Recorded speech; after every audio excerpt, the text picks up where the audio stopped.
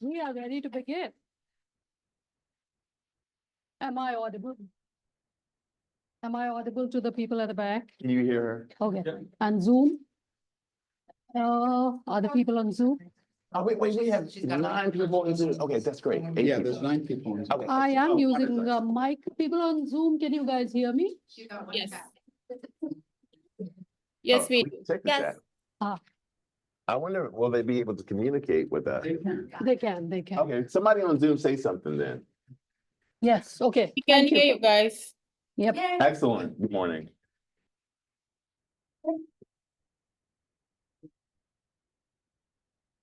All right, so welcome to this workshop. Thank you all for being here on this wonderful, bright, sunny morning. At least it was clear till a couple of hours ago, and then we got challenged a little bit more. So we have Aris Winger with us, but before I give him the floor, I'm going to have a couple of things to say about what has led us to this moment. How did we come to this point of inviting Aris here? So, by the way, for people who don't know me, my name is Preeti Tripathi. Currently, I'm the chair of the math department. So, so this was about 2 years ago when I was invited to a meeting, which had a bunch of people from across campus, mostly a lot of staff that support our students, like Office of Learning Services, EOP, and a couple of other units. And there were, well, at least Kristen was there, I remember that.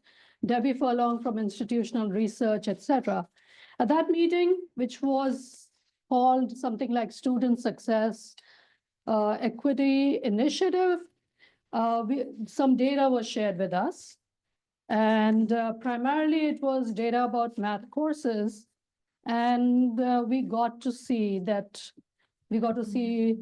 documented data that many of our underrepresented minority students, first generation students, females, not female students, it was mostly about underrepresented minority versus other students. So those students were not doing very well in our courses. And it was across the board. So not just like calculus and upper level math courses, but also gen ed, statistics, courses for our elementary and adolescent ed teachers, pre-service teachers.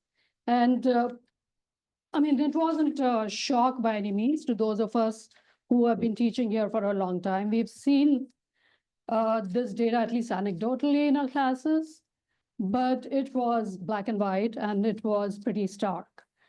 And so we were kind of challenged to do something about it. And I wasn't the chair at that point, but I knew I was going to be chair in a few months. And really my reaction was, well, I don't know. Where do I put this on my agenda? Hey, come on in. So, so it wasn't quite on my agenda. It was on my agenda, but not top of the list of priorities for me at that point, just because most mornings I would get up and think like, why did you sign up for this thing that was going to happen in a few months? So, but soon after I became chair, Kristen made it very clear that it was on the top of her agenda. So I met with her at the very first meeting. She said, we are going to do something about this. And I said, well, what? And then Kristen kind of held my hand, and we mostly at that point, my job was to talk to our faculty and find some faculty who were willing to look at a redesign of their courses, primarily with a view to improving student success for our students who have been kind of at the bottom of the success pile, so to speak. So I went back to my department. Fortunately for me, there were several faculty who got very quickly on board, and they were willing. I mean, I won't say I didn't twist any arms at all, but it was very gentle. They were very willing. And we had about 6 faculty who got on board very quickly. And almost all of them are here today. It was David Cleverly, Michael, Sarah, Jeff, Magdalena, and we were looking at a range of courses. And, there was calculus, there was childhood ed math courses, and gen ed course. So it was like different audiences, different courses, different faculty. But I think that was kind of the starting point because that was a good cohort. People were willing to do things. We had somebody to talk to. And most importantly, we had Kristen. So it really helped. And I mean, as we started talking about what we were going to do, how are we going to even think through this redesign, we had a lot of support. Some of us did an AQ course. At the very least, it initiated conversations among our faculty. And we started looking at, what are we going to do? So that was, like about 1.5 years ago, I would say. And I will also say that one of the important things for us was that we had a lot of autonomy in deciding what we're going to do. So for that, I will thank Kristen. You not only just supported us, but trusted us to do what we thought was best. And as we are getting into the second semester, the spring semester will be the second semester of like full implementation of these redesigns. Of course, last year, Kristen said, well, let's move forward, let's do the next thing.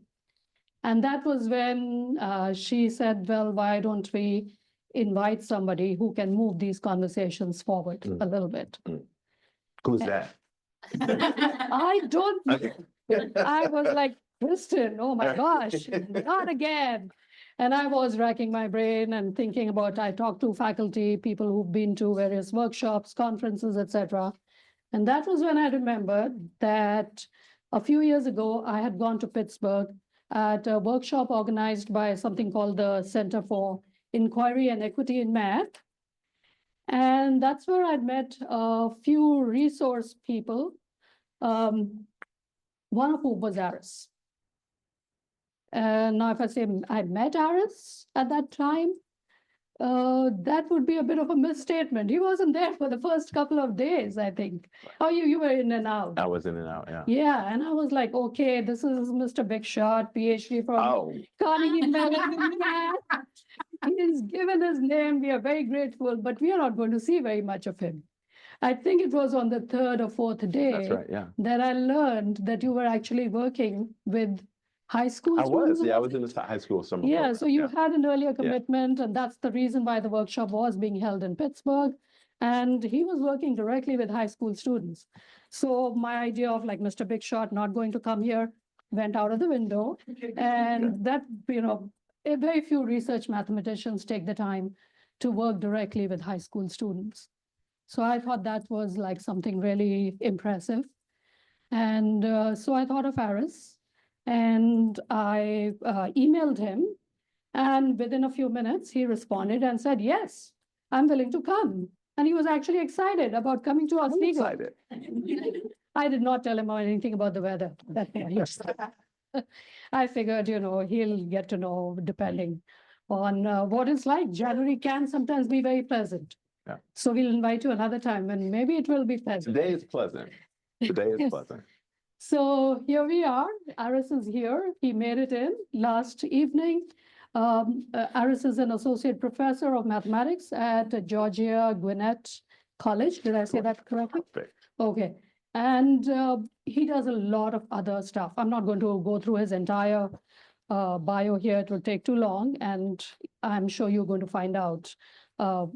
But his passion is doing exactly what we are looking to do, to move forward with building inclusive classrooms with excellence for our students, so that our efforts can be sort of more cohesive. We've got you guys here, which is wonderful. We have different units, different departments represented here. So, and that was the whole point, to kind of get this cohort, a critical mass going, to whom we could talk, to whom we could we could draw in and talk about some of the challenges that we all face, but also the opportunities that this gives us.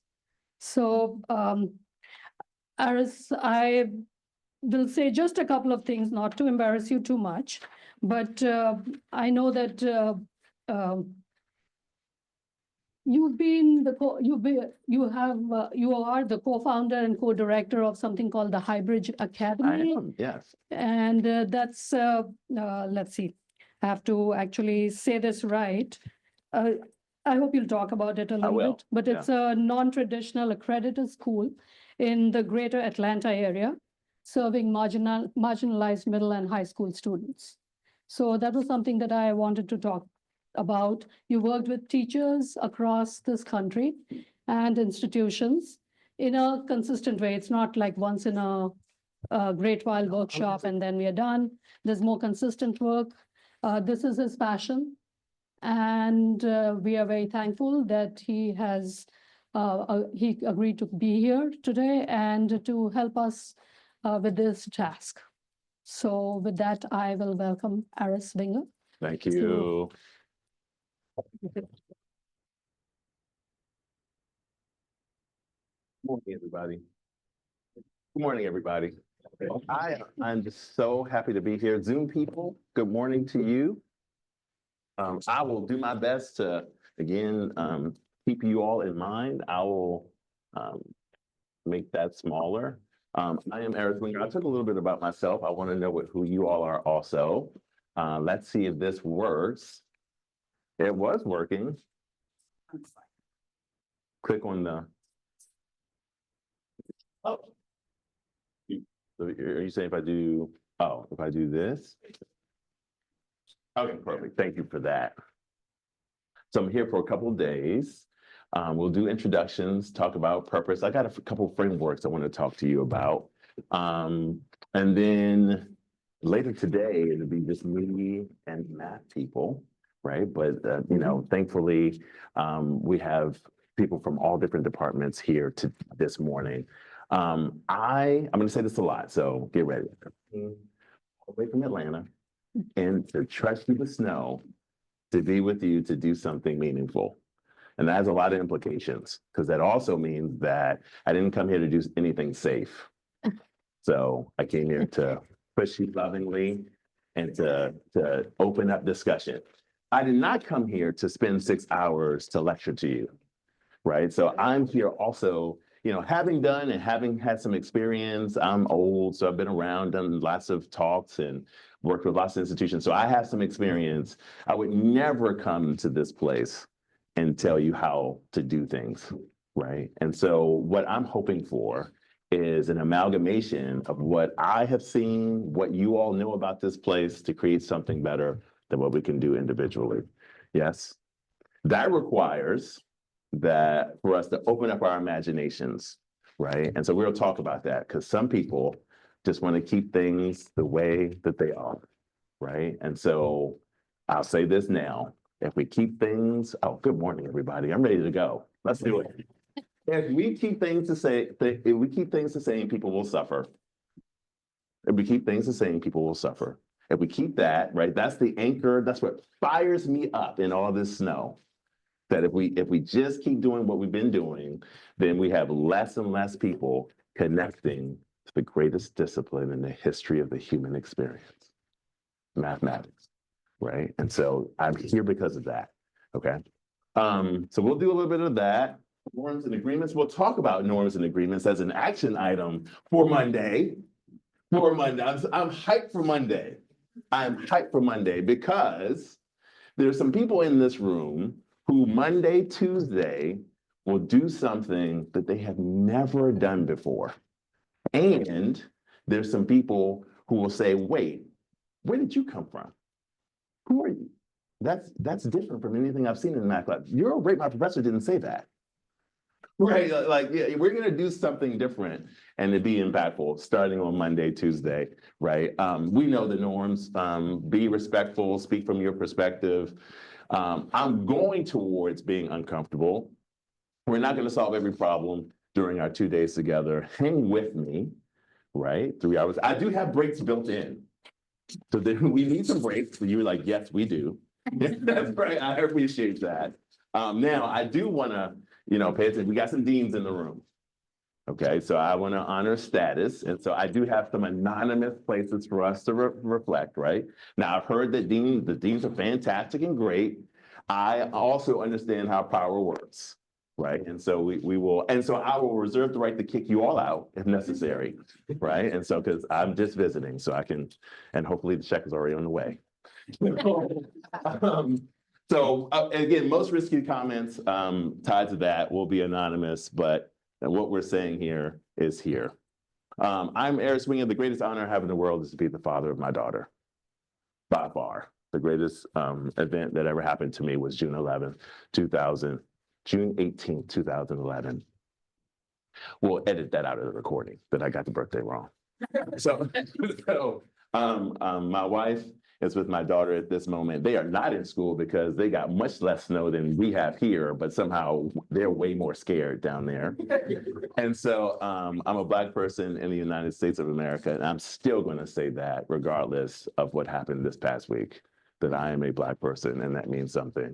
I am a teacher by heart and a mathematician by training. I am at Georgia Gwinnett College. As was mentioned a few years ago, 2 years ago, I opened up an alternative middle and high school in the greater Atlanta area. Georgia doesn't really care about education, right? And so they let you do whatever you want. So, but that means that you can take advantage, right, and create your own spaces, big homeschooling space there, right? And so we were able to create something for people who simply could not make and exist in what public school looks like there. You can imagine what's going on there. You know that I'm about equity and belonging in mathematics and in STEM in general. And yes, I'm still saying those words. I have the honor of being the sidekick of Dr. Pamela Harris in advocating for students of color book series. And I'm the executive director of the National Association of Mathematicians. So that's all I'm doing. Get to know who you are. Here's how we'll do that. We'll practice. I have a Padlet here. Well, we'll have you tell me who you are. I'll put up the QR code. See if this works.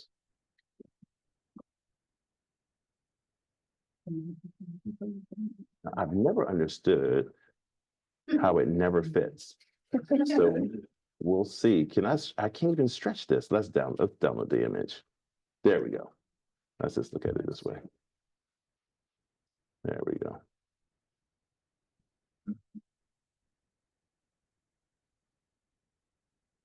For those people in the chat, I will put the link in the chat for you in just a moment. I hope that works. Get to know who you are also. And again, it's fantastic. We have a diversity of people across different departments, right? And so multiple perspectives. And oh, by the way, that's exactly what we need. And I'll say to the math people automatically later today, when it's just us, we will still, oh my goodness, good morning. We will still need the people who will have left, right? In other words, that we'll need to be talking to our ACE chief, right? She will be crucial to what we are trying to do because she's got some people over there among her 271 dyslexic, 271 students. Some of them taking math, right? Yes. Oh my goodness. Some of them are taking math and some of them are marginalized. They're in the margins. I'm about to get into trouble already. It's too early to get into trouble. What does it look like to do something just for them? What does it look like to do something just, uh-oh, that's not being fair, uh-oh, uh-oh. All the alarm bells go off, right, about what it means to serve, right? And so we have to think about that. Let me get the link for my fam in the chat. Link, here we go.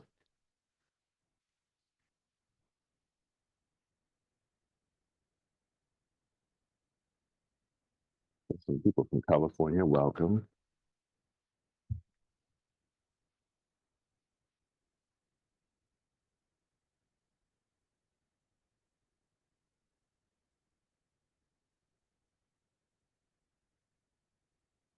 Okay, who are you? David, welcome. Zoe, welcome. Corey, Jordan, Kristen, Kamal, welcome. Holly, welcome. Magdalena, Scott, Samara, welcome. Stephen, welcome. Young? Young. Thank you. Thank you. Welcome. Joey, welcome. Jeff, well, we got a crew. Vanessa, Michael, Teresa, Katie, Michael, James, Javad, Eric, welcome.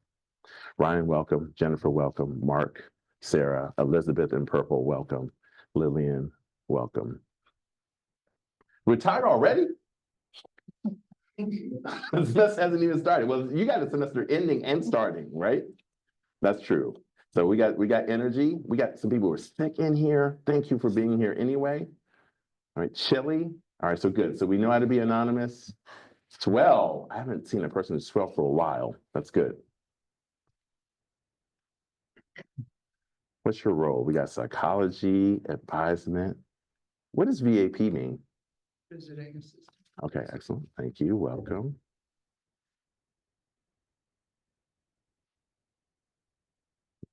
Cool. What do you want to know about? Advice on reaching and helping underrepresented minorities, how to take big steps forward when other things want to pull us back. Resilience in the face of challenges, how better support my summer program students. Great. All right, so this is who we are. Right, keep filling this out. Switch my brain out of vacation mode. Why else are you here? Open my mind, how I can better support students. Excellent, excellent, excellent, excellent. Well, I came all the way from Atlanta, trudged through the snow to be with you because we have enough in this room, right? We have enough in this room. We'll have enough later when it's just the math people, right? But we have enough in this room to make some changes. Let me jump back. Thank you for this. That was good practice. Thank you for putting that in. I'm going to ask some hard questions there. Keep putting stuff in there. We can always come back. Oh, by the way, I also usually, I don't know if I did it here. I didn't do it here, but usually there's going to be a what else column. And you can always put whatever else you need to put in there. The controversial thing, the question that you've been wanting to ask but don't want to ask in public. That's the space to put it. So yeah, you can go ahead and put that in as well. That'll be in every other Padlet, and there'll be a bunch of those. Great. I talked about comfort. Comfort is the enemy of progress. Comfort is the enemy of progress. And so I often come back to this quote from Jennifer Wiley, who was talking with Michael Eric Dyson in his book, Tears We Cannot Stop. And she says, in this very uncomfortable conversation, I'm uncomfortable now if you don't recognize that, but I dare say that you offer some opportunity on the other side of this discomfort. And I want to go there with you. And I love the possibility of what that offers more than my comfort. So bear with me. It's really important that I do not fear stumbling. And it's not my comfort that matters at the end of that. It is the lives of young people that matters. Family, comfortable, outstanding. Pick one. You only get to be one. You're either comfortable or you're outstanding. You cannot be both. And I'm in a room with outstanding people. And you know this. You know that when you got the PhD, when you got the advanced degree, when you decided to take the director job, that you were going to be outstanding. And that meant that you had to step out of your comfort zone, right? And so when you say, oh my God, I can't believe Winger suggested that, I'm going to come back and say, wait, outstanding, outstanding. Remember, outstanding, not comfortable, right? And what happens when we're in this position, when we're in a position, particularly the professor position, where we can go and fail everybody. Notice I didn't say that everybody fails, but we fail everybody. And then we have some deans like, oh, something must be wrong with the students. That's a lot of power. That's a lot of power. And so with that power can come comfort. But what happens is that when we go into the classroom and we're like, class is starting on Monday. I got all my materials together. And then we walk in without purpose. We walk in and we're like, oh, just another year. It's my 25th year. Let's just do this thing. And we aren't just like fired up. Or we aren't critically reflective, right? People will suffer.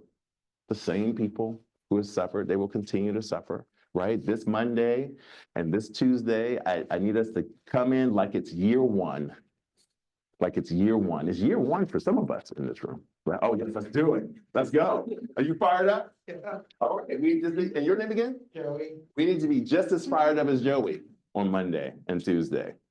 Just as fired up, right? And if you're not, you're being too comfortable. You're being too comfortable. Let me remind you, you know this, but I came all this way to remind you, maybe tell some of you for the first time, some people are trying to change the whole trajectory of their lives. There are gonna be some students in your classroom that well, we know there are gonna be some first years in your classroom that are, you know this, that are just like, I don't think I should be here. I don't think I should be here. And it's too early to cry. And you're gonna be the only one. You might be the only one to convince them otherwise. It might be you. We all know the stories of each of, and we live these stories, that one person said the right thing at the right time, that kept us in school, right? That kept us from going here when we should have gone here. Monday, Tuesday, that person's in your class. How in the world could you walk in lackadaisical? How in the world could you walk in comfortable when the words that you say are that powerful? No pressure, Joey. Right? But that's what we're talking about. That's why I'm so hyped, right? Because we're changing the trajectory. Somebody's in the room, they have no idea what they're doing. We might have hundreds of people who have no idea what it's like to be a first year, right? Who has no idea the transformative nature of this place, right? Where are they going to learn it from? Now, some of us in this room say, well, look, I just came here to teach math. I'm just here to do Python and computer science. No, it's more than that, all right? And so one of the big themes will be about you are more than just the science, right? There's something about the stories you tell, there's something about the way you interact with students that will keep them here. You want to talk about retention, then that means sometimes you will look someone in the eye, right? And for those 5 minutes, they will believe that they are the most important person to you for those 5 minutes out of everyone in the world. And that will be enough for them to be like, you know what, I'll come back next semester, right? More than the content, more than anything else, it's that humanity that we need. Comfortable or outstanding? I came here to be outstanding. I'm not worried about this, but I will remind you of that. I've told you this a number of times, but I came here for students. Let's just be clear about that, right? There's a nameless, faceless student, and there only needs to be one. Then on Monday, Tuesday next week, and for this semester, that will remain here. And because of that, not just them, the person they marry, their kid, their little cousin, generations of impact because of what we do here. I came here because of you all also, that I would not come to a scrub place, right? I would not come to a place where this room would only be full of 3 people, right? Or this room would be full of 25 people and only 3 people were for real, right? So I trust what Preeti has told me about this place and that this is a place where we can make change. I've come here because of you all also. So we're going to be talking about things that we can do. I just talked about how powerful you are. And so I want to talk about an orientation that I want us to think about taking according to a framework. And we're going to go through this framework together and go through the elements of it. And with that, the hope is that students will be transformed, you'll be transformed, and we'll really start to think about this change of how we can transform our classes. Now, on the pedagogical side, it looks like you all have been transforming some classes already, right? And so that's exciting, right? And so I think there's content and then there's personalization. And I've come to talk about a little bit of both of those things. I actually have I should use this. All right, tell me about your students. It's anonymous.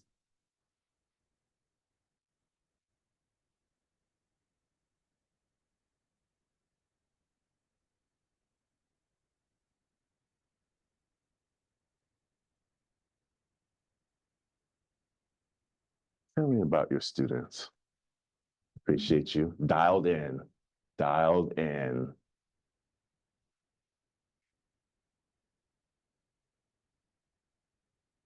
We will also, so as you know, I care about voice. And so you can raise your hand, you can ask questions at any moment. You can communicate by the chat for those people who are on Zoom. You can raise your hand, you can email me if you need to, and you can talk in the Padlet. I'll take hands if you would like to say it out loud to talk to me about your students. Either way that you want to communicate, I'm okay with that.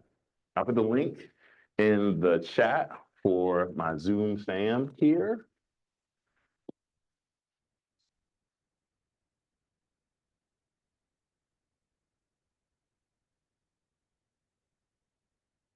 I came here also to dream. Describe your students. Who would like to do it? It's anonymous. Nice and unmotivated. Nice and unmotivated. Can someone speak to that? How can you be nice and unmotivated? Anyone want to voice that out loud? Not yet. Okay. Nice and unmotivated. Hardworking, but often could use some confidence. Not always the best with basic student skills like how to study, etc. Where do they learn how to study?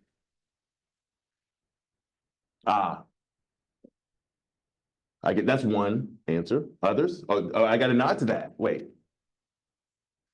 Is there a third? Do they ever learn how to study? Third. Okay, that's a third. Do they just don't ever learn how to study? I think it's not that they can't, but maybe they haven't been shown how. They haven't been shown how.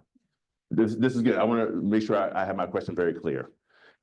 The answer to my question is a person or location. Here's my question again. Where do they learn how to study? You're just willing to show them. The rookie said that. Others? Go ahead. From each other. Others? From school? What does that mean from school? There's an environment that it's supposed to be. They start to pick it up. Yeah. Okay. Others? Where do they learn how to study? Also from home. Home. Yeah. Great. From each other. From each other. Yes. Is knowing how to study, is that important? How important is it? 0 to 10? 10? Let's take some averages. I got 1 10, another 10. That's an average of 10. Others? How important is it 0 to 10? Knowing how to study. 7. Others? I would say 10. 10. Others? 10. Others? I'll go 7. 10, 7? There are some more numbers. You can just say it. 8.5. 8.5? 5. Others? So here's the deal. If like that's near a 10, the average. If it's that important, like why is it not a priority for us? Where are they going to learn how to study? Go. I think it's also important to recognize that at least the students that we work with here, a lot of them are first generation. I'm first generation. My parents couldn't teach me how to study. Yes. They came from the 4th grade education. Yes. So when we talk about where students learn how to study. Yeah. Are they learning how to study in school? It depends on the school if they're going to. If you're going to a Title I school. Yeah. Where it's 40 students to 1 teacher, Mhm. that one teacher is like the same amount of time. And usually we're taught takes me back to the middle of the room. Wait, I'm sorry. Who's taught to teach in the middle of the room? In my program, that's what Yeah. we're taught. Yeah. To teach. Hmm. So students that are in the top 3rd standard deviation, Yeah. don't lose them too because they're going to be bored. Yeah. And usually students who are high performing think that they know how to study, but really it's just a natural ability. Yeah. That they never had to hone in. So when it comes to where do they learn how to study, it usually comes with that first beat. Or that Yeah. first seat. Yeah. Where this is now the first time that I actually don't know this naturally. Yeah. So where do I learn how to study? Yeah. How do I ask a professor that I don't know what the word recidivism or pedagogy means without looking like a fool in front of my other peers who come from backgrounds where their parents did teach them Yeah. how to study, who have college degrees, and I don't want to look like I'm coming back from behind. Yeah, So there really is no ideal setting in terms of where students learn how to study. They say that they can learn at home, but yeah, that only works in ideal settings. yeah, Where also the parents not just have the skills, but the time and investment, assuming that they're not working more than one job and they're too exhausted to come home and review homework. no, And sit down and talk to students. yeah, no, I appreciate that. Yeah, you said a lot there. I would respond to, but I'll open the floor. Responses to what was just said? Please go. I feel like you're describing a lot of students that in my classes too. Yeah, and so it just makes me think like, how do we help them? Well, I don't know. You know, how do we help them learn? But I feel in my situation, I teach statistics in the psychology department. Yeah. I'm a quantitative psychologist, and I feel like a lot of students just do not have the confidence to succeed in math.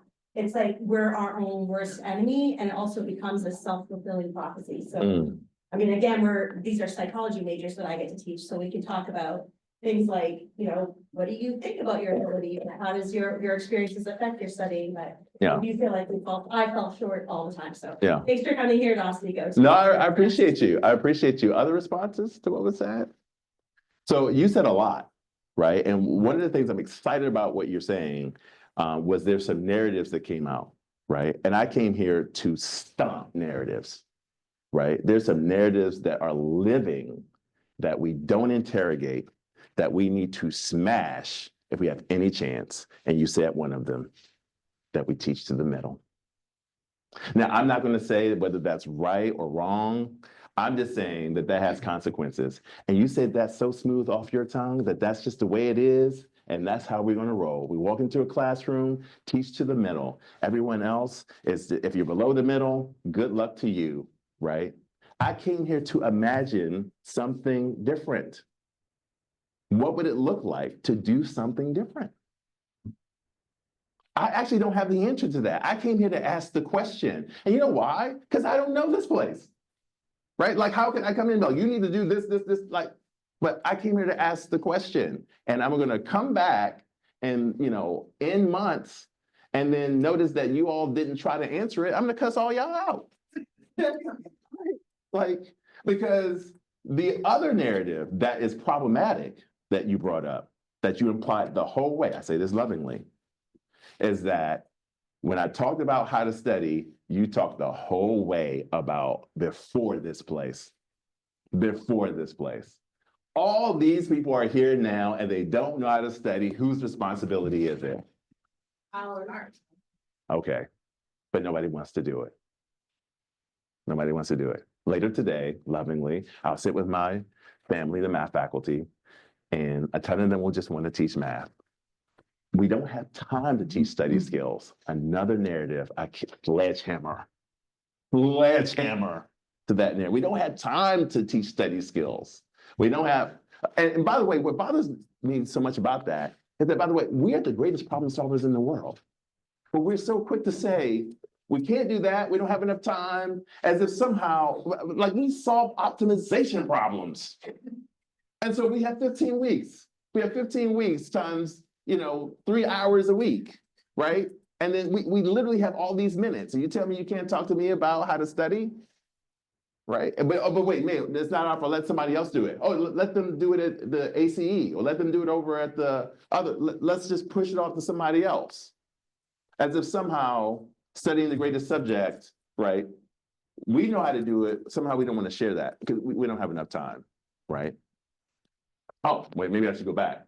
That's comfortable, right? And so what does it look like, again, to say, well, wait, how can I embed study skills in what I'm doing, right?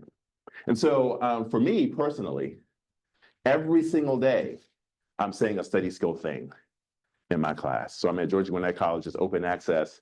And so when I am doing any problem, right, I'm doing two things. I'm doing the problem, and then I'm watching how people are writing the problem.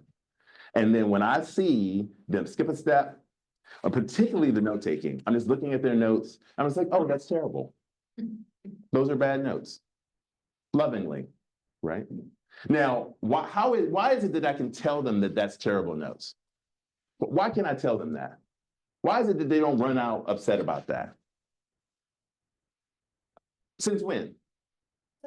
Day one. Oh, by the way, day one Monday. Day one's on Monday. So we are gonna be talking about norms. I set norms from the beginning that says that I'm coming after you lovingly. Right? That I didn't come here to like, I have a whole framework. What I'm about to show you, this is what I show them about what we should be, what I try to be with them. So then I look at the notes. What makes good notes? What makes good notes is that you can come back to them and you know exactly what was going on.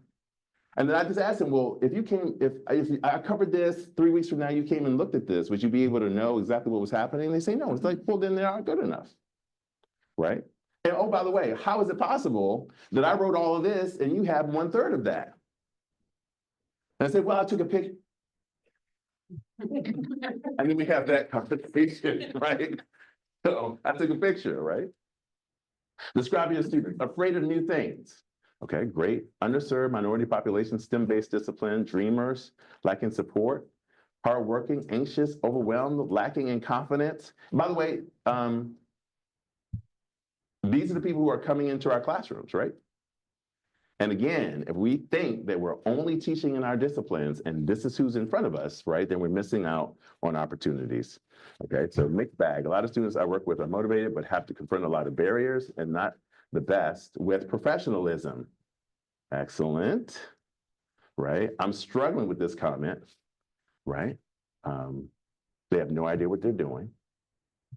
They have no idea what they're doing. So we should expect them to struggle with professionalism, right? These people don't even know how to study.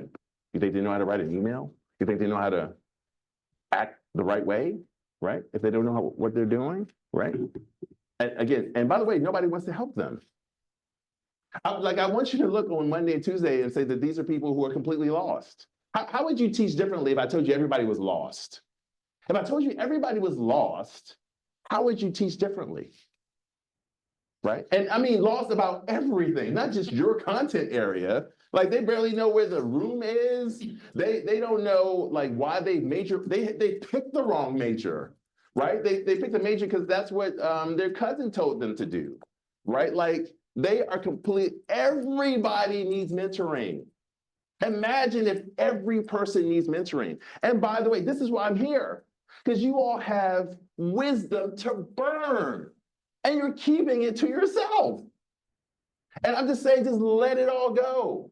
Like sometimes students have to just be like, Winger, just leave me alone. I'm like, okay, right? But I'm like, did you do this? Did you sign up for this class? What other classes are you taking, right? But this stuff takes 15 seconds to just say, oh, you're taking English 101? How's that going? Oh, you don't like your professor? Why not? Like, yeah, like we have to get back to like having these conversations before class, right?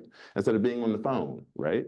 And so I know some of us have fallen for that. But it's time to get back into our students' lives, right? Because again, it can be 1 or 2 comments that are just like, whoa, I didn't realize that. I'll stay in this place. What do we think it means for them to succeed? Some students think it's good grades. Some students think it's understanding material. I think it's learning how to think, learning to find the information they need, and being able to communicate what they know. Love it, love it, love it. What does it mean for them to be qualified for their future job? To end up in a place where they feel better than they were before, improvement of life. Graduate, graduation, great, good, good. So this here we should keep in mind. This is one of our anchors as we think about next week. Good, let's move to the right. I'm all about the challenges here. What are some challenges to student success? Adult life as a responsibility, external stressors, financial stressors, arrogance, thinking they know everything. Ooh, that sounds like someone's speaking from personal experience. They run into some arrogance. Okay, gotcha. Mental health, external, no time to study, fear and inertia and fatigue. All right, so none of this is surprising to any of you. I'm glad you put this here, right? So again, this is what they are struggling with. All right, here's what some of y'all won't say. Some of you have completely forgotten how to roll. Woo! Now I've completely validated why I've arrived. This is great. This is great. All right, so I'm not going to ask about who said this, but I will take somebody else. What might this person mean? Are some people out of touch? Is that what this comment means? Out of touch, don't know what it's like these days to be a young Mm. person, Mm, don't know what's going on in their lives, mm. don't know how the world around them is affecting them. Yeah, yeah. Who in here knows what it's like to be a young person right now? I got 1, 2, 3. Cynthia, do you think you know? Okay. Oh, no, I don't need to be like, oh, anybody old. I apologize. I'm sorry, who in here knows what it's like to be a 19-year-old? A 19-year-old today. 19-year-old today. Who knows what it's like to be a 19-year-old today? All right, so good. So we let's just be clear. We know this, that it is a very difficult time to be a young person in the United States of America, right? It has actually always been a difficult time to be a young person in the United States of America, right? And so again, remembering that our young people are struggling, in the context of the country while also struggling to become whoever they are, right? That is tough, right? Okay, so I've come here, I'm paid to also translate. This person is saying we need some humility, right? We need some humility because too many of us, when we're at the coffee place, at the water fountain, we just say, oh, our students need this. Our students want this. Our students think this. And you don't know any of that, right? It requires the humility to say, well, wait, maybe I don't know what is going on with them. I appreciate that. Paying for education generates a conflict of interest. I don't even know what that means. Can someone guess what that means? Paying for it, please. They need to get part-time jobs in addition to their classes, so. So there's this, yes, got it. We got students who are working, yes. So, yeah, we got people who are working a lot of hours and they're taking a lot of credits. You all call them credits? Yeah, taking a lot of credits. Okay, now what? Go. It also means that we treat them as customers. So we have to satisfy them, right, in this small place with the budget, right? And that retention is not only for their future, but for the future of this organization. We know organizations exist to keep the organization alive, right? And so, yeah, so there's that issue also. So good, this is one of these Dean cover your ears moments. Are we getting the pressure from the leadership to keep students? You bet. Okay, good. I got everything I needed. Go ahead. Also paying for college if they see, like I'm EOP, so we have a lot of students. Meaning what? Educational opportunity program. Okay. Yeah. So we have students with a lot of high balances, and so they stress over those balances, so therefore their mental health and anxiety and all that affects them. Yes. They can't focus on it. Oh, that's powerful. That is powerful. And yes. And wow. And so what do we do about that? Yeah. So is it going to be a confidentiality question to let an advisor know? Does everyone have an advisor here? Everyone has an advisor. Okay, just making sure, right? And so do we let somebody else know that, or can we, or? We give them additional financial services and support. Got it. But we do work through offices and we try to work with financially up very close to financially. Whatever we can. But the need is there. Yeah. No, I appreciate that. A major reason students don't succeed in my class is because the holes in their background is so extreme that they can't overcome. For example, they can't do fractional arithmetic, so they can't finish their calculus problems. I know I could help them, but didn't you just hear me address that? That's good. We'll talk about that in depth.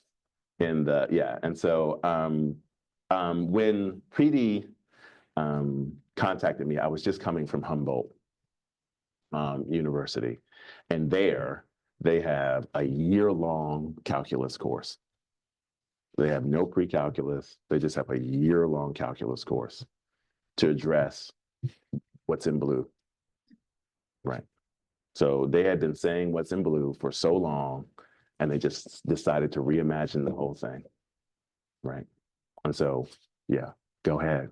It's not necessarily just calculus. I, at a different institution, I taught the basic skills course. Mhm. And I had a student come to my office hours the day before his exam. Yeah. Because he was having trouble adding and subtracting negatives. Yes, So I did a bunch of examples with him where you hop left and right depending on the sign. yeah, But his exam the next day was on factoring quadratics. yes, And how can you bridge, I can't add yes, to, you need to be yes.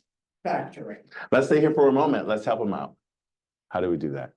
I don't even know if that's the right question, but we have the situation. Factoring quadratics is someone who can't add integers. What do we do? It's the basic skills course, there's nothing wrong. There's nothing lower. They're in there. That's the question, right? Is what do we do? So, anyway, way too late. Yeah. It's way, I don't know how, like that person's in front of you.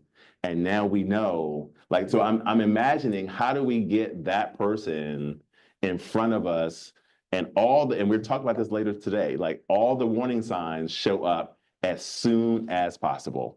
Right. And so it's too late when they arrive at you and the test is the next day. Right. And that's on them. That's on you. That's on the whole process that we've got going on that happened. So I'm thinking like when you start to figure this out, you can say, where the hell have you been? Lovingly, like why are you just now showing me this? Right. And so, yeah. And so now you do have a lot of work to do and thinking about that student. And we're going to talk about later, like, what does it look like to drop and or what are the extra resources or how do we write all of this stuff that we have to think about? So we should be finding and this is one of the letters in our framework is observe. We've got to be finding the people who are going to struggle as quickly as possible. So we'll talk about that. That's good. That's good.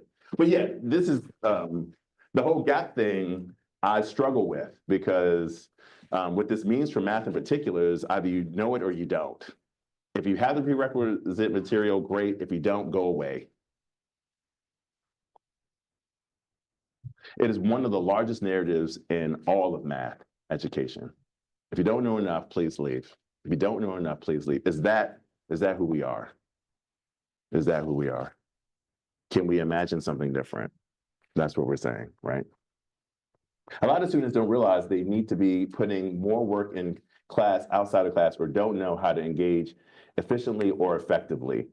And yes, good. We said that. That's right. I agree with that. I have come to say that let us start to play some role in getting that information out. I mean, it feels like, and I'm getting these comments, it feels like we're observers. It feels like we're observers and we have to use the information that we have. We have been some of the greatest students that have ever lived. We have advanced degrees in STEM. We are leading entire organizations. We know how to do stuff and we have people in front of us who don't know how to do stuff. And then we get on here and say, oh, they don't know how to do stuff.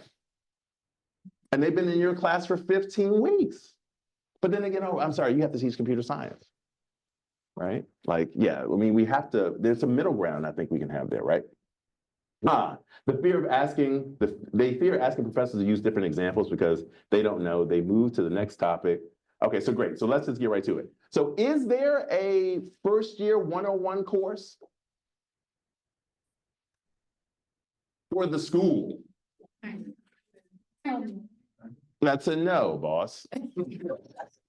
That would be a no. So tell me the kind of. So we have like a 1 credit. Yeah, And what is it supposed to do? it's kind of new still. Okay, great. Okay, It's supposed to help provide community. Yeah. Orient to the school, some study skills. Yeah. Self-examination. and the 1 credit's got to fit something, right? It's a reason it's 1 credit, Yeah. for sure. Yeah, I'm sure that's the reason. Yeah. So I'm thinking, again, my big issue is like, whose responsibility is this going to be? Right? We got a bunch of lost people. We want to tell them to go graduate and they have no idea where to go and how to do it. How are we going to help them? Right? That's what I'm wondering. Why aren't students asking questions? They didn't observe enough to even ask a clarifying question. Judgment, they're concerned about being judged, fear of being called stupid, scared of judgment, don't know how to ask questions. All right, let's talk about this whole judgment piece and the stupid piece, right? So what do we mean by judgment and what do we mean about judgment? What's gonna happen? Judged by the professor, judged by their colleagues, judged by the tutors. Basically, they think the whole world is watching them, and they're right, but who cares if the world is watching them? They need to do what they do, but they don't see it that way. They think if I have asked this and everyone's gonna know, everyone's gonna start creating their own feelings about me, and now I'm behind, I am, below everyone else. Yeah. And that's just gonna make me feel worse. Got it. I like that. Responses to that? I think it's being like this shadowy construct they've made of their classmates, that if they're not asking a question, they obviously already know it. And I shouldn't need to ask a question Because then, yes, asking a question means that I don't know. I don't know. And that I'm stupid, right? Or something like this. When in fact, we know that asking a question is the complete opposite of that, right? Go ahead. Because they don't want to take out time from class. Slow their professor down, which will make their students might get mad. Yeah. So I just, please go ahead. Taught them that asking questions was wrong before they got here. Yeah. And how do we change that narrative? Oh, that's powerful. Thank you. Go. Just like their head down and let them through. Yeah. So, fuss. Oh, because asking a question is like making a fuss. Yeah. Because the professor's flowing, don't mess with the professor. Right. I just want to make sure. I'm sorry, go ahead. Let's go. Some of the classes are quite large compared to what maybe some students are used to in high school. Just afraid of talking in such a large environment. Just social anxiety. Yeah. No, I appreciate that. Are classes places where judgment lives? Judgment lives in our classes. We'd like to make them judgment free. Yeah. But I think it's learned behavior that when you say something. Other people who are watching you. Will make some judgment about your intelligence or whatever. Yeah. I just want to be clear. Who starts classes on Monday? Tuesday? Monday, Tuesday? We got some people starting. And so would there be judgment in your class on Monday? Yeah. Well. That's a yes or no question. Questions. Yeah. Students are ashamed to be wrong. Yes. So, and I also think, and we remember back being that young, right? That I remember being so insecure and thinking that everybody's watching me, but really, most people are really absorbed with themselves, right? So I don't know, but I know this is a question I ask myself all the time. How can I create an environment in my classroom where students feel comfortable asking questions? Because a lot of my students don't have strong math skills, that they are people, like people persons or whatever. Yeah.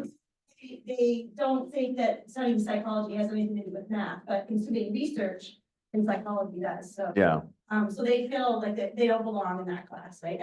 Most of my students only take it because it's required. Yeah. How do we get a judgment-free class by October? Stop giving grades. Oh. I mean, that's. Anybody I need to sit down. So. Stop giving grades. All right. Well, no, I've been justified to come. That's good. That's bold. Go. Public space. Judging you, what you're wearing, how you're acting. Excellent. This is great. Great. No, this is good. No, I'm with, and so I would agree with you that the classroom is not public. I don't think the classroom is a public space. Why is the classroom not a public space? Why would I say that? Well, maybe it's public. Maybe I'm wrong. It's supposed to be a learning community. Yes.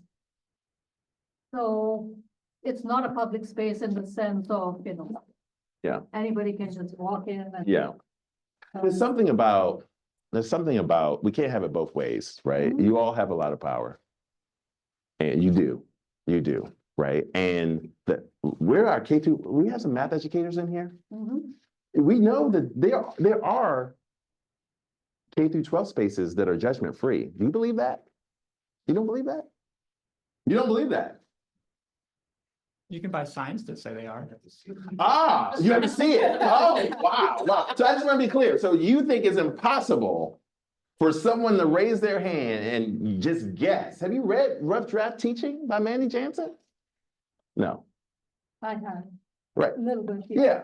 I mean, where she just talks about that, she writes a whole book about this, where you just get to throw out something and it's fine and it's okay. You get to be wrong. Do you think it's impossible to be wrong without judgment in your math class? That's a yes or no question. Okay, good. There's some work to do. We have some work to do. So that's fine. That's fine that you think that, right? I'm just saying that. Possible, but it takes time. No. But I hope that you're right, but none of them believe that. Right, that's okay, right? That's fine. We have to reimagine what does it look like for us to just be wrong and there be no judgment. And that means that you might have to go in and say, to your point, if we have to keep grades, maybe we would give grades for other things. Maybe we get grades for the things that we want to value, right? And so could we give grades in a way so that there's no more judgment? Could we, right? I'm just throwing out stuff. But yeah, I mean, it's the greatest discipline in the history of the human experience. It is founded in working together, right? And somehow we made it so individual that people don't even want to say stuff out loud, right? Yeah, so yeah, I want us to, good.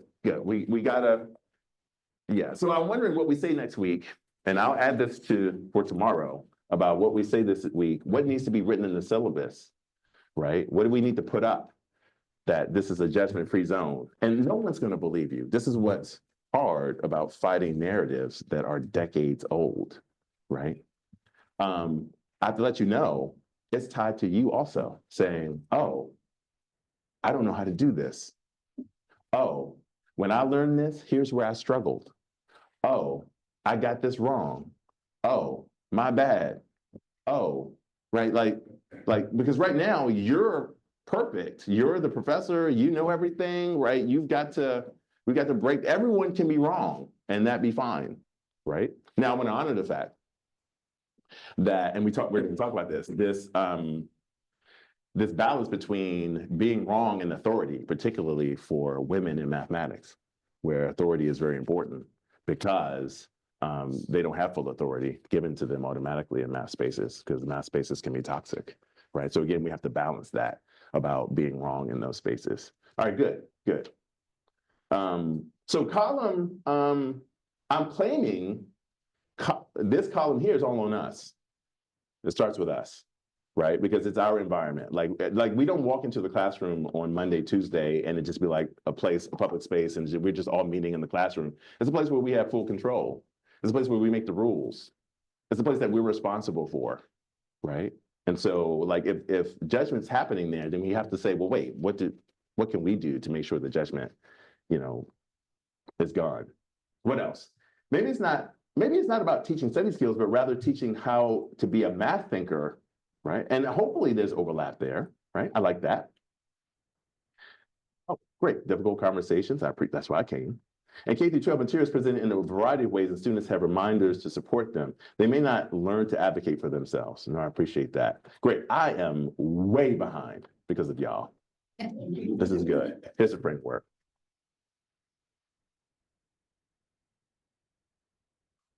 I'm going to be a helper in focus. Authentic, helpful, encouraging, logical, purposeful, empathetic, and rigorous. We'll talk about those. We'll try and fit those in the morning, right? A break is coming in just a moment. Later this afternoon, later today, early tomorrow, we'll get to the hard stuff, right? Who you are matters and how you teach, right? And so we'll talk about recognizing how identity plays a role, we already mentioned, observing students as quickly as possible. The students who are struggling, we need to find them as quickly as possible. Nobody's saying you have to give out a pretest, right? But you need to be observing. We're going to talk about ways in which we can converse with students. We need to understand imposter syndrome, microaggressions, lack of belonging, inclusion. And then the last one, it's last, but it's number one, we're going to set up norms so that we can get a good start to the semester. Norms, and let's get that so that's visible. Norms and a deliberate plan for success. And so tomorrow, I want us to leave with stuff. Again, I didn't come here to just talk the whole time or have us talking. I want us to leave with words, feedback forms, documents, all sorts of things, right? Ideas, sample emails, all of it, whatever we want to create. And as we're talking, we'll write down, oh, maybe we should create something for that. One of the things that I learned, I'll say about this now before we break, is that when you tell somebody, here's how you get from here to here, that's one way of showing that you care. Right? So if I could dream, right, one of the action items that we all take with us, that we all bring next week, is the roadmap. We'll make that an exercise. Like, what would you show your students about how to get from day one to week 1 to week 15 or 16? What is the roadmap? Do A, B, C, D, E, F, and G. I started doing this in my quantitative reasoning class. It changed the whole thing. I just wrote down, here's what you need to do. And it's just like the checklist, right? And we can make this checklist whatever it is, but it's just like because again, remember, what are they again? They're lost. So they need a map. Let's give them a map. From week 1 to week 16, just tell them how to get there and make it artistic, whatever. I want everyone to just do that, right? And because one of the things that we want to do is we just want to do our due diligence. Like, I want to sleep at night. I want to be able to sleep at night saying I did everything I could, right? That means that how many emails do I need to send before I say I've done my due diligence, right? How many times do I have to go up to them after class and say, please come see me before I've done my due diligence? And again, that's a personal question, right? But I want everyone to be able to sleep at night. But you know the road, you know what they need to do, we know they're lost, there's no map. We can do better than that, okay? We'll break there, 10 minutes. We'll come back and we'll dig into the frameworks. Thank you, people. That's 10:20. Awesome. Yeah, we'll pause, yeah. Oh, yes. And usually it goes up on its own, right? Yeah. Great. Control, Alt, Shift, H. I remember. No, that required we didn't. Yeah, we wanted the latter and didn't get it. Yeah. All right, we'll get back to it. I did want to make an announcement about, we'll get started. I did want to make an announcement about later today. Again, we are doing math-oriented stuff, but you are free to come. Anybody can come in the afternoon. So feel free. Yeah, I mean, I will. So in the afternoon, we'll go through, we'll see wherever we get to for A through R, and then we'll jump into F through S. But F through S, we will definitely have lots and lots of math examples. I'll dive into lots of math narratives that we need to interrogate. And so, but there's going to be lots of stuff that'll be useful, I think. Just for today, but even tomorrow. Tomorrow also, yes. Tomorrow we're going to change the whole math department. But all, Yeah. yeah. But all of those are in a different room. It's in Campus Center 201. Okay. Okay. Today, if you want, you can just go with the crowd. But tomorrow, everything is in 201. Yeah, so of course we would love to have you, particularly if you're in STEM, also it's going to be useful. Oh, I'll open the floor for questions, thoughts about anything we said so far. Please. Why were you marking some of those comments yellow, green, blue? Oh, no, I just needed to, they just resonate with me. I just make them with color. I know. Yeah. No, there's no, I don't have a secret plan or anything like that. No. Red is bad. Oh, no. I apologize. No, I was just like, let me just remember this one. Like, Really bad. no. That would be so hypocritical of me. Yeah, given what I've said so far. Thank you for that. Others? Unrelated personal question. Had your daughter ever seen snow before? Oh, it had been a while. It had been since she was like 5 and she's 13. So it had been a while. And I had been winning an argument with my wife for the last 8 years. She was like, oh, it might snow. I was like, there's no chance it's going to snow. And then I was in Seattle for the joint math meetings. And then she was like, I won. There's snow on the ground and shit. They sent me pictures and everything. So, and then I made the mistake of parking on the top floor of the airport. And my car, yeah, it was not good. Thank you for that. Oh, other questions, please. For the program that you run, with the high school and middle school, how many students are part of that program? Oh, we serve about 25 families. And so we're super small. We're in the rec center. And yeah, and we come and we just meet and it's our own little pod. And there's lots of those all over Atlanta that may never be known about, but they go through the process and they just educate their own kids, that whole thing. Yeah. And so I used to teach in one before that closed, and then we still had juniors that needed to graduate. And so we had to make one so they could graduate as opposed to going back to public school. So that's what we did. So we did that for them, and then now we're just running it. And so it's a passion project for sure. Yeah. But I have a great co-director, but we're off this week. So that's why I picked this week to come here to be with you. And then at Georgia Gwinnett College, I'm online this week in the evening. So I have an online class. So that's why it's a lot of scheduling that I have to make sure and to be dead on about. Authentic. If you aren't real in your classroom, what are the consequences? Are we being real in the classroom? Do we have our notes? And we just follow our notes and just go by that? Are we looking people in the eye? Are we saying how we're feeling that day? Are we, right? So are we being authentic? Why might it be crucial? Here's the QR code for that. What does authenticity look like?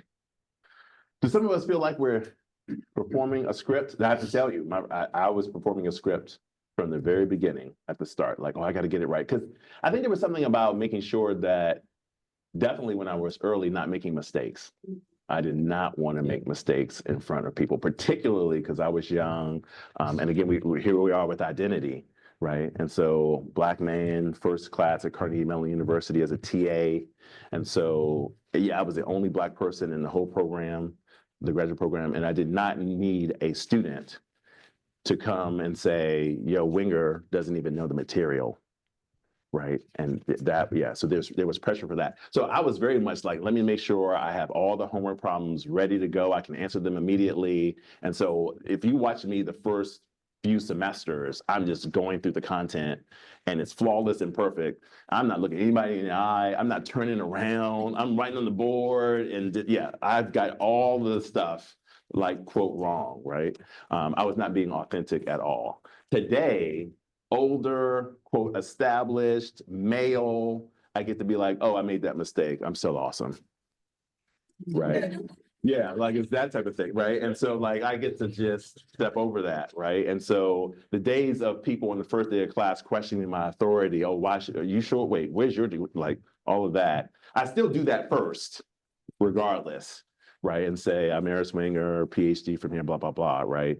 But because that serves other purposes, right? Because my existence disrupts a narrative, right? My existence disrupts a narrative, so I have to keep doing that. But like, but then I don't have that issue anymore. Others will continue to have that issue, right? And so again, I mentioned what is the balance between authenticity and authority. Here is the QR code.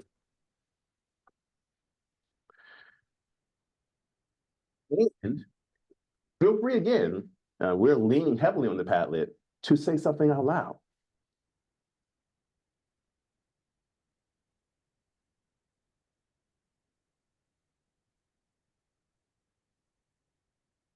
Zoom family, I'll put the link in the chat in just a moment.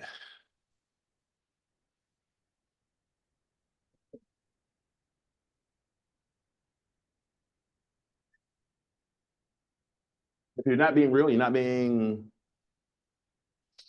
what?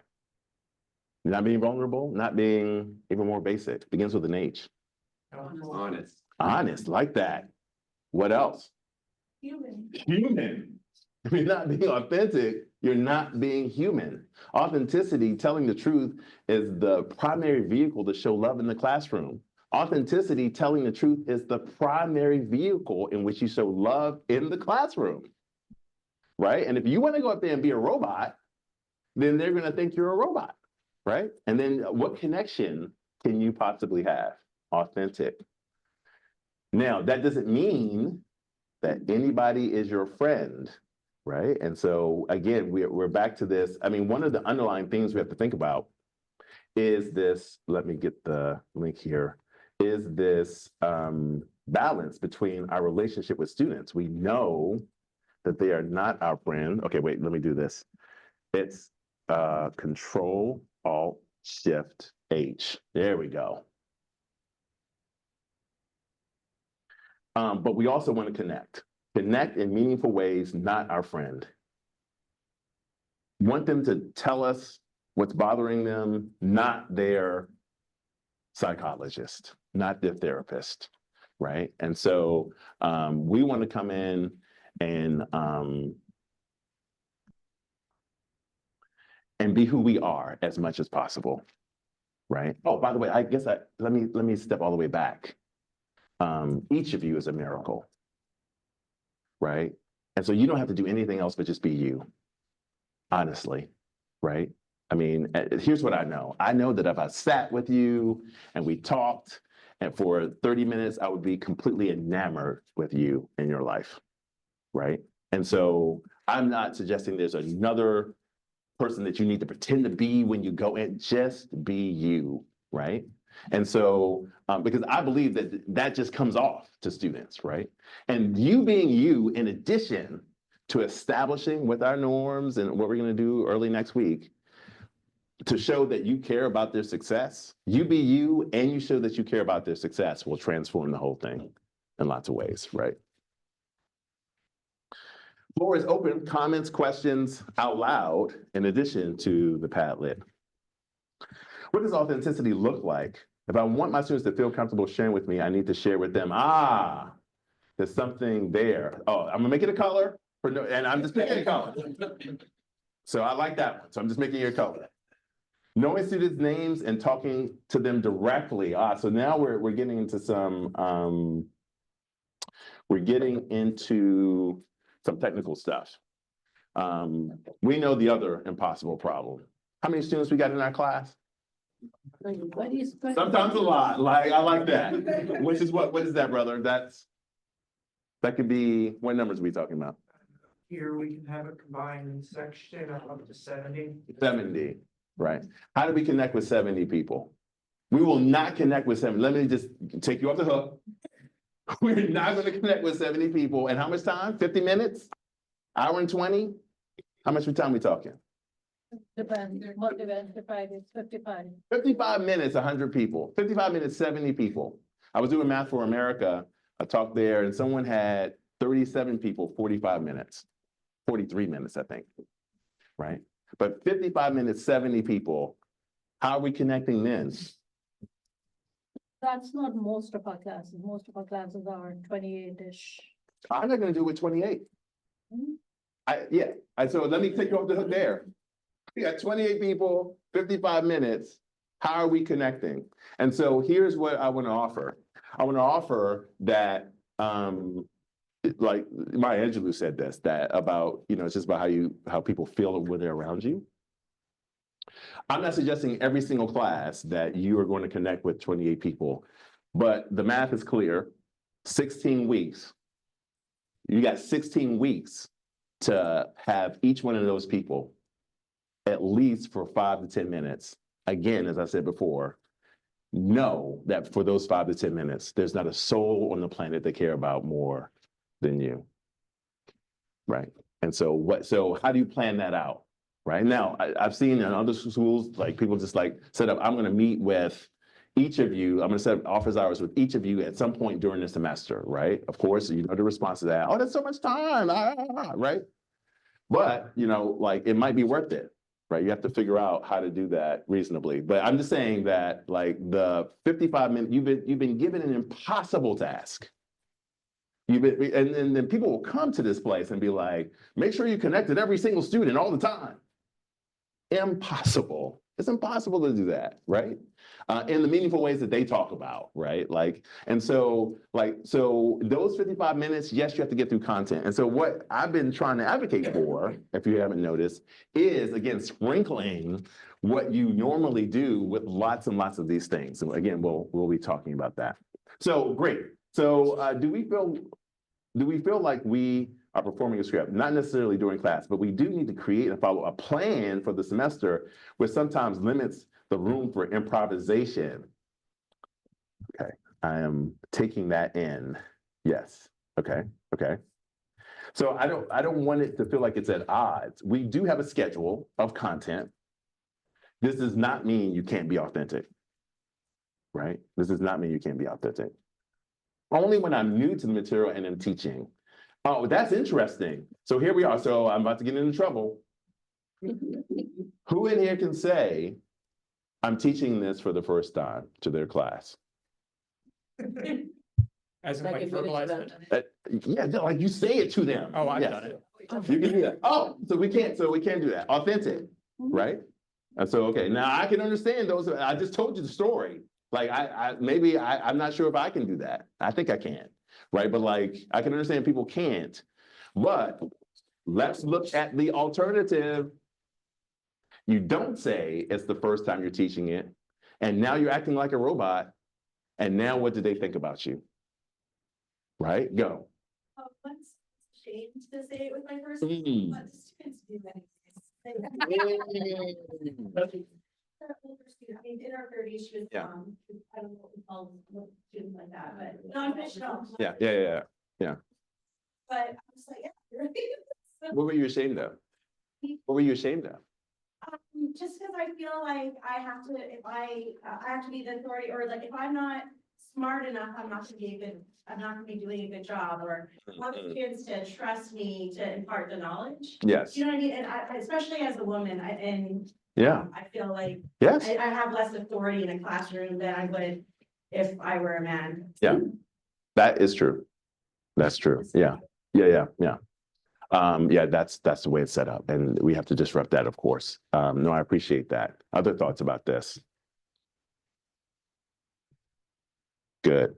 So new material should not. Oh, go. Students can definitely tell when you're comfortable with something versus this is the first time that I'm teaching you this. And just because it's the first time you're teaching something doesn't mean that it's your first time knowing the material, Yes. knowing the data. Yes. Something you can work on a piece of data for decades and you know it intimately, Yeah. and it makes sense to you, but that doesn't necessarily mean that you know how to effectively communicate that Right. to a group of people where it's their first time connecting with that particular content. But even in my evaluations, my students will write, I can tell when you're invested in the material and you want to teach something versus you're going through the motions because you have to teach us this. Yeah. No, so yeah, so for me, when I'm in pre-calculus and I'm teaching the law of signs, and they have this, the law of signs, law of cosines, but the law of signs has this ambiguous case. I don't know that at all. Say it again? Oh, I'm taking you back? Yeah. So then they have this ambiguous case. And so I teach that terribly. I just haven't taken the time. Descartes' law of signs, that whole, like, if you look at the first coefficient and the last one, if it divides this, I don't know that. And why is it? Why is it I don't know that? Because it wasn't taught to me well. I never even covered Descartes' rule of signs. So when I was like going back, like I need to read up on it and do it, right? And so when I go teach it, it's terrible, and I'm pretending, and I'm doing all this stuff, and I got to do better at that. right? Now, how does that look? Right? That looks like, okay, well, I need to learn the material, but also when I go through it, it's just like, I have struggled with this for decades. I need to tell my students that. I've struggled with this for decades. And let's take out the triangle and someone explain this to me, please.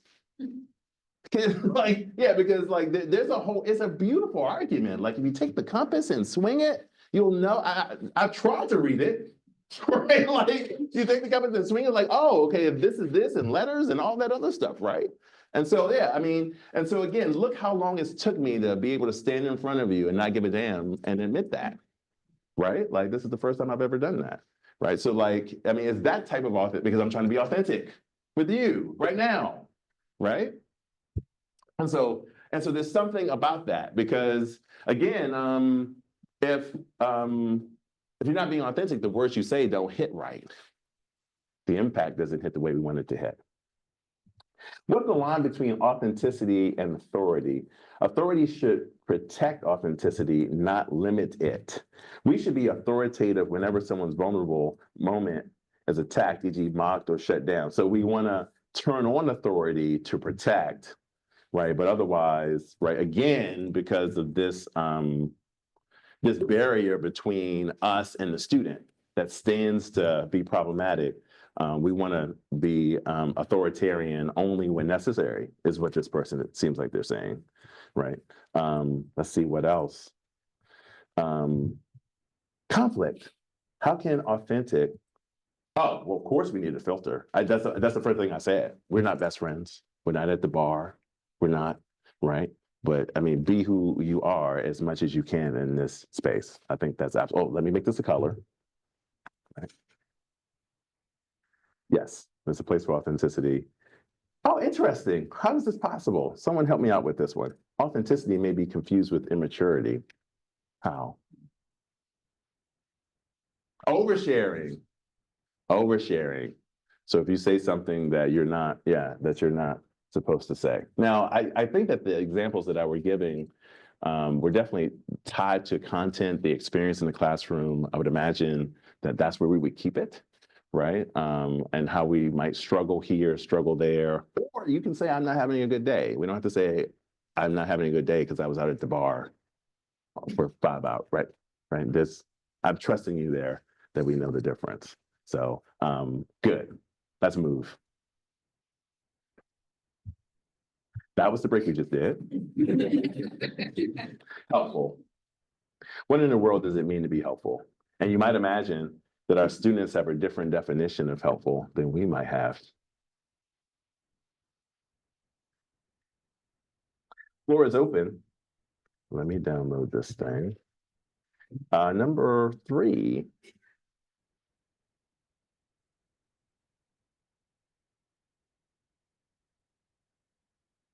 And then that thing. Oh, Control Alt Shift H.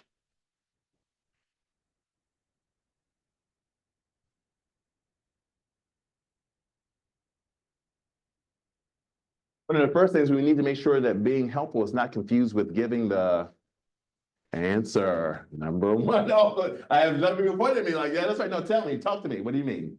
You pointed at me. That's exactly what I was gonna write. Yes. That students oftentimes misconstrue helpfulness with just, here's the solution you're looking for. Yes, yes, yes, yes. Yeah. First day of class, I could bring up the slide. Maybe I'll bring up the slide tomorrow. I talked about with my class that I want to be a helper to them. I want to be authentic. I want to be helpful. I want to be encouraging. I want to be logical. I want to be purposeful. I want to be empathetic, and I want to be rigorous. And we went through each one of those. And it was like a pledge that I was making, right? And so when I got to H, now back in the day, 3 years ago, I was like, I want to be helpful, encouraging, and rigorous. So helpful, encouraging, rigorous was my teaching model. And then I explained what each one was. And then we spent some time just talking about what helpful meant. And helpful, the first thing I said was helpful does not mean I'm going to give you the answer, right? Helpful means that I'm going to use my expertise to try and move you along through your obstacles so that they're learning experiences, right? And we'll talk about the other two. But then I read some frameworks about what it means to be trustworthy. In order, the Harvard Business Review and their research has said to be trustworthy, you must be authentic, you must be logical, and you must be empathetic, right? If you don't care about how people feel, they won't trust you. If you're not making any sense, they won't trust you. And if you're not being who you are, they won't trust you. So I had to add those 3 letters to H, E, and R, and then I added purposeful so I can actually spell a word, right? So, and purposeful actually works. Right? So, yeah, so that's where the framework came from. I was doing HER, and then this framework of what it means to be trustworthy came up, right? But the point is that we have to say next week very quickly about, yes, I want to help you. That does not mean that you are going to get the answer. We are going to talk later today about one of the narratives of mathematics, and that is this obsession with the right answer, right? And that if you get the right answer, you're great. If you don't get the right answer, you're not great, right? That's a narrative that dominates mathematics, right? Not only get the answer, make sure you get the answer how? Fast. Get the answer, get it fast. You're good. Anything else? Okay, we'll figure out how you can improve. That's what we want? Is that what we want, right? No, we have to think about that. Good. What does it mean to be helpful? Being proactive and reaching out to struggling students, not just waiting for them to come to you, right? So lots of, while we're here, oh, come see me in my office on the 12th floor, the door will be closed, knock. Oh, yes. Right, so I'm still struggling with, if you have any questions, let me know. I say that a lot. If you have any questions, let me know. As passive as can be. I say that at the times in which I don't really need, come see me when you have a question, right? So there's this element, again, with due diligence, with the resources that we have, again, of being active with that. We'll talk about this a little bit in the other letters about reaching out. Great. And again, if you see anything in here that we should lift up, please let me know. And of course, you can put hearts next to stuff as well. Providing students with everything they need to find answers themselves, to scaffold, guide the student to uncover confusion and discover the solutions to for themselves. Providing meaningful support. Do students think you are helpful? What do you think they think about you? Sometimes, some students complain that I always answer their question with a question. It's sometimes hard to navigate when to just answer and when to probe their thinking. Let's stay here for a moment. Why are they complaining? Because you're not giving them their hit to their drug. That's not the help I want. That's right. No, yeah. We have a drug pusher situation going on. I've got the answer. You want it. You show me that you've done enough work. I'll give it to you. Repeat, repeat, repeat. And what happens? They get the answer. They smile.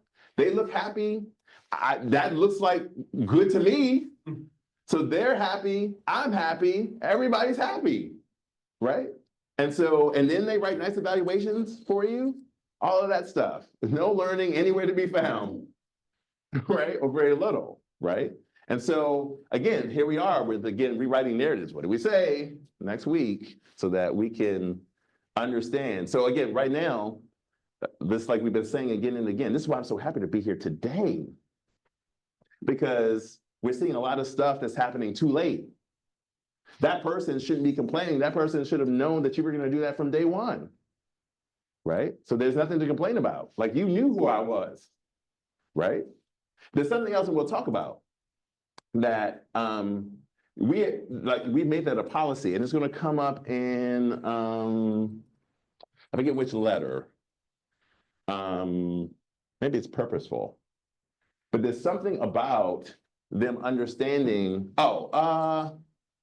It's about policies and making sure. It's in logical. We'll talk about it in just a moment. But you've made that a policy. You made that a policy that you're going to answer a question with a question. They're complaining, but here's I'm going to give you we're going to shortcut to logical now. right? You need to be logical. What does that mean? You need to be making sense. What does that mean? That means that every single thing you do needs to have a reason. And the crucial part is that the reason needs to be tied to the student being better, right? Now, why is it that answering a question with a question is good for the student? Okay, then maybe we shouldn't do it. Forces them to think. Forces them to think, why is that good? Well, that's the whole point of any class, to force them to think a little further, Why? to grow their skills in whatever they're learning, but also as a life skill to question, Yes, because to make better decisions. Because? Eventually, so that to be what? better human beings. Right, right, right. So at some point, we got to come back, right? As much as we want to say, oh, might be a factory to a job, right? This is still a place where people are transformed, right? Graduation's a miracle. Yeah, that's right. But so here's the point. Yeah, exactly. That's why it has to be secondary, tertiary. Like the point is that when someone who leaves here, and again, we get caught up and lose the miracle of graduation. That people walk out of this place after 4 years completely transformed. It's overwhelming. It's unbelievable. Go to graduation, right? See a first year, become a senior and walk out of here with thoughts about what it means to be human, with thoughts about like what it means to be a good person. They learned that from y'all, right? From you all, they learned that, right? It's unbelievable, right? And so we have to remind them. And by the way, the fight that I have, the tragedy that I have is that I'm a part of the greatest discipline in the history of humans, and it is also the most traumatic one. Right? And they're nodding back there like, yes, you're right. And so I live a contradiction every day, right? I try to fight like how can that both of those things be true, right? And that's part of my battle, that to bring people to positive quantitative spaces, right, is the point. And that's another reason why I'm here, right? That so how do we next week say, I want you to be a better human? I'm sitting in front of you because I want you to be a better human. And they're like, wait, this is just computer science. Right? What are you talking about? And then maybe you start to explain, right? And the whole thing, the thing you and I just went through, like being a better thinker means you're a better human. Being a better thinker, and this is one modality of thinking. Somehow, political science gets to have that for free, and we don't. They get to think in political science, and it's clear that learning about the Constitution it leads to them being a better human. Somehow, thinking logically does not, and we have to address that next week. Please. Oh, chat! Let's go, chat.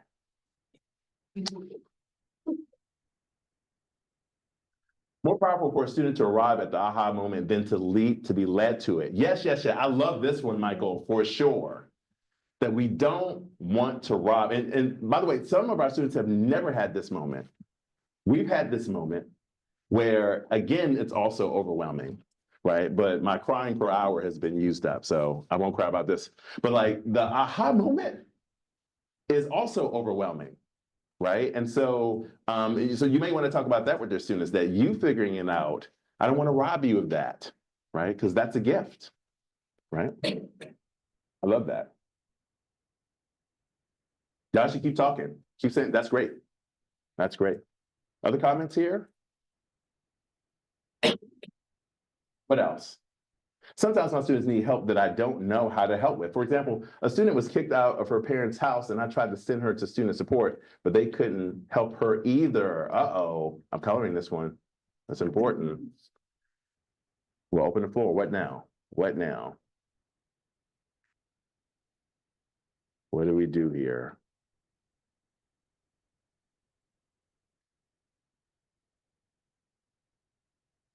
So here's my question, right? So there are two things. First of all, there are things that are going to come across, and it took me a while to realize this. There are things that are going to come across your desk that are out of your purview, where you have to say, okay, wait, I need help, right? And so this person clearly did what they needed to do. They contacted someone. And so sent her somewhere, they didn't get help, now what? So then now the only question here is about what is due diligence? What does due diligence look like here? Has it been done? And that's a personal question. Has this person done for you their due diligence? Oh, thank you. Go. Either one of you. Okay. So it wouldn't be for you. So what else would you do? That's what Hesitate with the student, because if they trusted me enough to tell me that, I don't know what they're saying to the other entity that I sent them. Yeah. I don't know if that trust is there, and so we are gonna sit here until we figure it out. Got it. Yeah, no, I got it. No, that's why it's personal. And if someone says I've done what I needed to do, I'm okay with that, right? But I'm just saying, yeah, but so we have to figure out what it is. So I want to just say that the two things, that the finding the external support, we have to do that. We have to do that, right? And so that, I promise not to come and tell you what to do, but I also came here for students. And so if someone says they're homeless in front of you and you shrug your shoulders, I didn't come for that. I didn't. Unacceptable. Okay, that's unacceptable. So then the other thing, of course, is I'm thinking about passivity. This looks like pointing, right? This looks like pointing. And I'm not saying that it is. I had a student who said, can I talk with you? And then they started to talk to me about the mental health issues they were going through. Thankfully, I had been I've been working on mentoring and thinking about mentoring in multidimensional ways, that a person's more than the science they produce. And so in that mentoring, I realized that, oh, I'm getting out of my purview. I walked that person over, right? And so I was like, wait, I could point, but then that person kept talking to me. And I was like, so I said, well, the mental health place? And it was like, and then that person was like, yeah, I do. I was like, oh, I need to walk this person over. I just got to do it, right? Because the thing I don't want on Wednesday, it was a Monday. The thing I don't want on Wednesday was like, did you go? And then she says, oh, I couldn't. Like, no, we got to walk over there, right? And we didn't walk that day. I had to come on campus the next day and be like, let's meet at this time and we'll walk over together, right? So so that's what I felt. So again, like just thinking about what is it that we can do that fulfills the due diligence that we have. Thoughts about this? That's a good one. Please go. If you don't know, you can call the dean. Dean can help that student. And if you can't remember which dean, that's okay too. Yeah. Or you can help. Yeah, no, there's something, students. yes. Either Yes. works. Yeah, no, there's something about that also, about just going to whomever might help, right? Yeah. Students can feel they are not worth being helped. What do we do about that?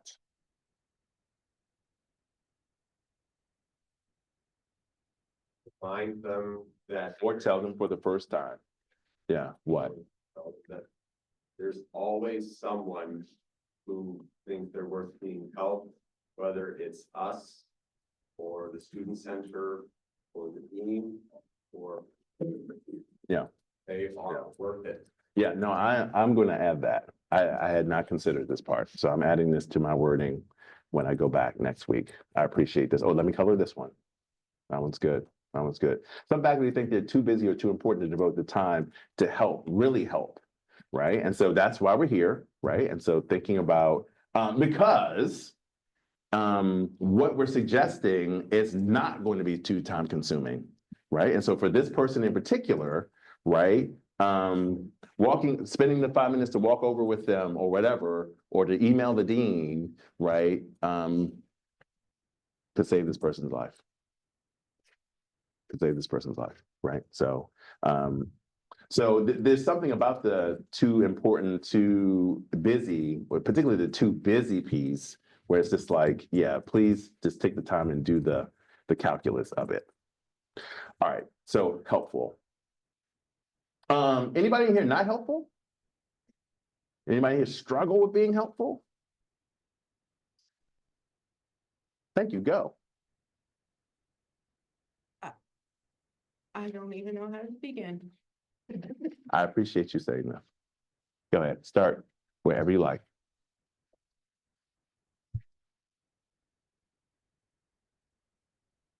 Sometimes it's just too hard. There's too many, It's too hard to do what? anything Yeah. Are you overwhelmed? in the moment, yes. Yes. Thank you for saying that. Yeah. Good. And so support, how can we support you? Oh, I don't know. Excellent. Good. Let's help her out. Let's help her out. Who should she go see? I just got here. Who should she go see? Go. No, absolutely not. She doesn't. Absolutely not. No, absolutely not. Right now, we need to help this person. She was okay. Good. Excellent. Yeah. No, you could have just asked that directly. I thought you were going somewhere else. Okay. Good. Okay. And I would hope that I would hope that that would be department independent. If anybody in this room is just like, yo, I need help right now, right? How do we help this person? Okay, so we have some individual stuff. You might imagine that I'm thinking about the leaders in this room. Yeah, for sure. Is that correct? Absolutely right. Good. Can I throw a pump out? Please. Elizabeth, I know you. Yeah.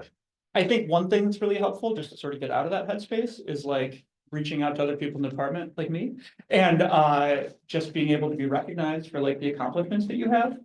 So like, I'm not gonna like spill the tea, but I think I know what you're stressed about. And I think that like from my purview, I see a lot of systems that you put in place for students and I applaud you for that. And you have like this unimaginable just sheer number and volume of students that sometimes it's hard to reach all of them. Yeah. But like regularly in my own teaching, I oftentimes think about the systems that you put forward and try to implement them on a small scale in my classroom and see that successful. So I guess I'm just saying, like, on behalf of computer science, we're all here to pump you up and remind you that you're doing really good. Amen to that. When I'm talking about due diligence, I'm talking about you. So when I say due diligence, I'm talking about finding the right boundaries so that you can, so when I say you can sleep at night, it's you can sleep at night and get enough rest so you can wake up in the morning and give everything you got again. And right. But there's a place where, you know, we all want to go past the limit because we all know that, as I said, people suffer and we're trying to do everything we can. And sometimes it can overwhelm us. And so you have clearly done your due diligence, right? And so then we have to think about how we can, you know, self-care, take a break, and get support. So please. How much we can work together to support these students who are struggling. I know you teach students in a class of 100, and I might have that same student in a class of 25. Yeah. You say, you know, I think this student is struggling. Can you check on them? And then you passed on. Not that you don't have the problem anymore, but you know, other people are also looking out for that student who may be able to do a smaller step. Oh, I thought I saw a hand over. Yeah, no, I like that. And there's something to get, please. I saw the other end of that, what happened last semester with a lot of students struggling in your class. And I actually worked with the students who were struggling in your class. And you spent all the time and energy in going through those emails with our students. And a majority of them, when they got switched to the other class, were successful. So they're not on academic probation because of what happened last semester by being able to change to the other class. So I saw the other end of it. And who's it? Is the chair here? Is the head of the department here? Okay. Okay. Yeah, this is under that person's watch, right? This is under that person's watch. It's under the dean's watch, right? So I'm very lovingly critical of leadership, right? And so, yeah, we can't have that, right? And so that's a warning sign for all of us. So, yes. And so I did want to mention that, again, given our colleague, we're not going to say, you can always knock on my door. If you need something, we may need to reach out, like, are things going? So so let's do that. Let's make sure that we get a team of people that go ahead and do that, right? One of us is struggling. And by the way, deep courage. I appreciate you saying that.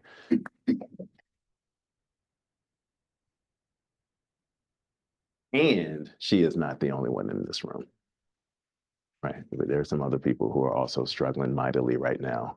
Okay, and so what does that mean? That's the same thing, and we're going to talk about this later. I keep saying that, like we're going to be here till midnight, but later we're going to talk about feedback forms.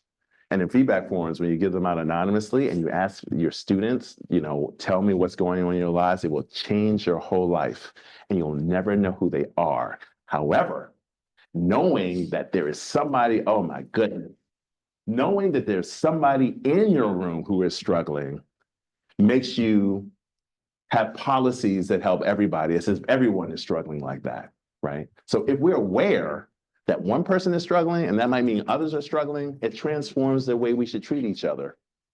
And so I also came here secretly for this room to be a community with each other, right? And so it doesn't matter what discipline you're in, right? That like we're all trying to do the same thing and we should all be supporting each other. And that when it is true, some of us in this room don't like each other, right? That's fine, right? No, that's true. Like that, I've lived long enough to know that some people don't like each other in this room. It's just a math problem, right? The probability is clear, right? That it's non-zero, that two people here don't like each other. That's fine. But there's something bigger than our squabbles right now, right? And so we can have our squabbles and we can also support each other. Let's imagine that, right? In this mission.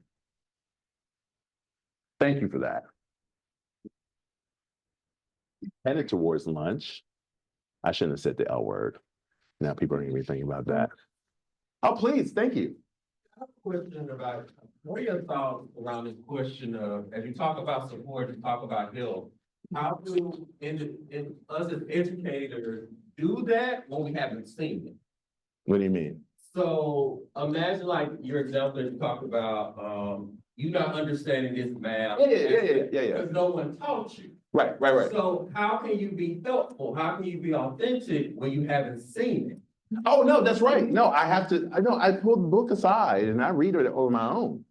Like I have to, I mean, if we're talking about content, Right. that is my responsible. Yeah, I have to read up on the content. Yeah, there's just no way around it, right? So I have to continue to maintain my content expertise. The thing that I don't want to do is act like that's finished, right? Like, yeah, I'm always learning more mathematics and more than just the research, like more than just partial differential equations.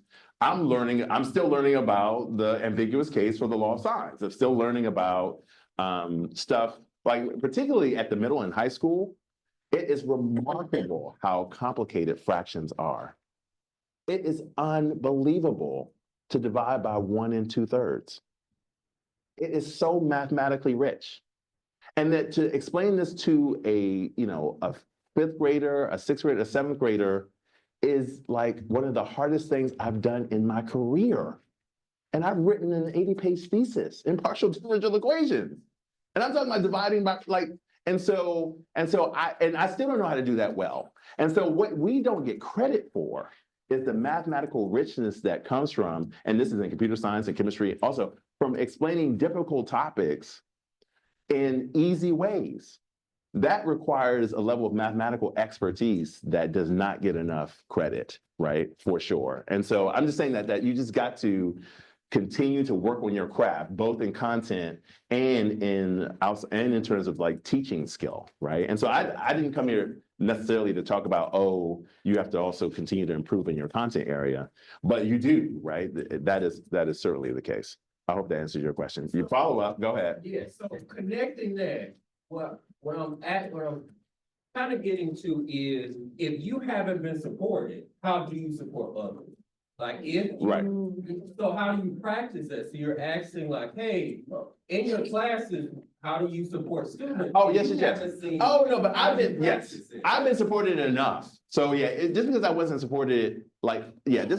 supported on this one topic out of many, doesn't mean that I haven't been supported in lots of different ways in all the other topics, right?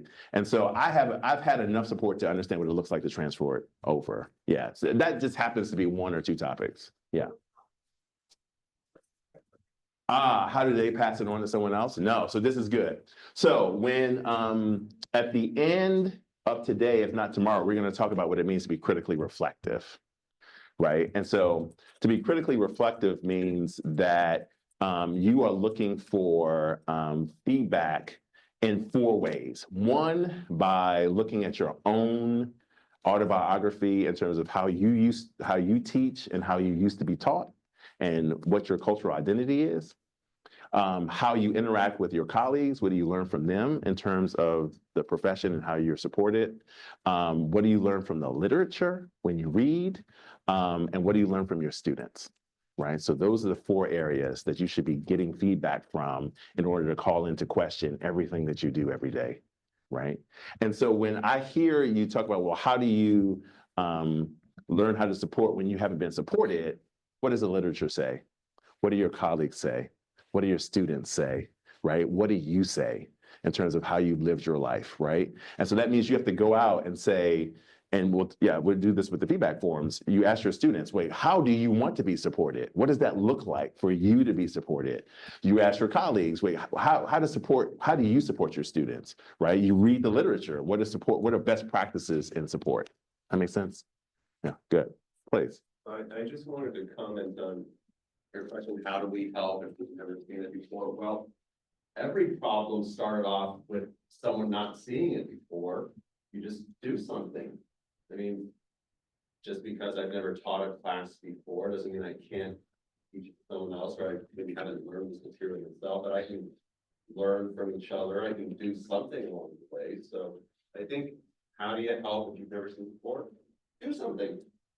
Even if it's, just a little thing here or there.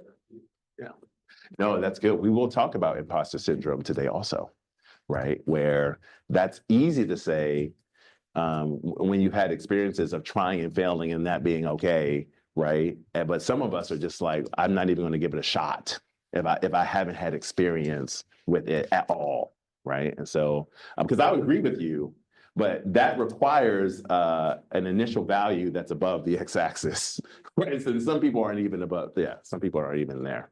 So yeah, good. This is good. All right, here's the scenario. This is Padlet free. We're talking on this one. First year student comes to you after completing the first draft of the second paper of the semester. I didn't know who was going to be in this room this morning, so we're in literature. You helped the student extensively with the first draft of the first paper and told them, look, the next time this paper comes, the next paper comes, please make this first draft better for the second paper.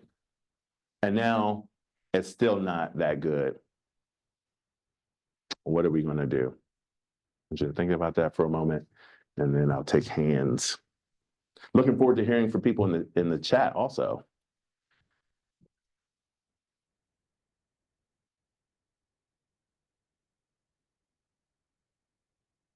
Please. So I think oftentimes as educators, we're always focused on like, what does the student need to improve? One of the skills we often need to like hone is being able to identify growth, even if it is minor. So usually if I get in this predicament, the first thing that I'm doing is like trying to make sure I can find some sort of growth or just evolution within the student's work, and then kind of complement sandwich it, where I've got like, here's a positive, here's something we can work on, and then here's, steps to take that elsewhere. All right, so we've got the sandwich technique. We know about the sandwich? Who's giving lots of sandwiches? I give lots of sandwiches, right? They're problematic too, right? But, yeah, that's one technique where like you say, okay, here's what I noticed that's good. Here's where a challenge may be. Let's work on it. We're excited about improving here and ending on a positive note. Okay, excellent. Implicit in what you're saying is that there needs to be a conversation. Absolutely. Okay, sounds like that. Go ahead. I guess when the first draft of the second paper is also poor, you'd have to look into exactly how is it also poor? Yes. Is it also poor for the exact same reason the first draft of the first paper might have been poor, which led you to extensively help the first time around? So you could speak to the student and reflect on it. So That's to get back to compliment sandwich thing, to acknowledge that they fixed everything from their first performance. And now just have this whole host of other things to. Go ahead. One of the things though, I think we should notice that there has been a lot of research on the compliment sandwich, and it doesn't seem to be particularly effective. Right. That students pick up on the negative comment. Absolutely. And that discourages them from making feedback. Yes. That's why a wise feedback approach perhaps may be better, which has been felt by a number of psychologists, where instead of just providing feedback that puts some criticism, critique in between, mention that you have high standards and you know the students are capable of meeting those standards, and then provide areas in which they can improve. But that the research on that's been pretty strong. You end up getting 50 to 60% more corrections or more of those changes being made when you build that in. Because at some point, the sandwich only works like 1 or 2 times before they're just like, oh, wait, you're about to give me a sandwich. Yeah, like, because then you're just like, oh, this is good. I like this part. And it's like, okay, can you just get to the point? You're going to tell me something's bad, right? Yeah, yeah. Okay, I got 3 hands. Go. To ask student straight out as well what it is that they struggle with writing in particular. I had a student last semester that was at Casanova College. It was an institution that shut down. And in their last semester, that's when they learned how to write. So they said, thank you so much for feedback. I was never taught how to write. Our professors were so anxious and scared that they didn't give us any feedback. So I never actually learned how to write APA format, how to cite references, what that looked like. And instead of saying, hey, you plagiarize fully, you don't know how to write. Right. Give them skills, give them examples, give them references to move forward. Yeah. Yeah. Well, so, and there's something also, we mentioned this earlier, how can this be judge-free? Right? This person already thinks of you as the judge, right? And so how do we remove the judgment here in this conversation? I had a couple more hands. Did I have one back? Oh, I got a bunch. Let's go left to right. Go ahead. I was just gonna say, often whenever I see these sort of situations, I've given them something to focus on for the next time, realizing there's just so many things to work on. And so when we run into it again, I'll say, okay, what did you do with regards to grading this paper? You know, how did my feedback help you, or was it not really helpful?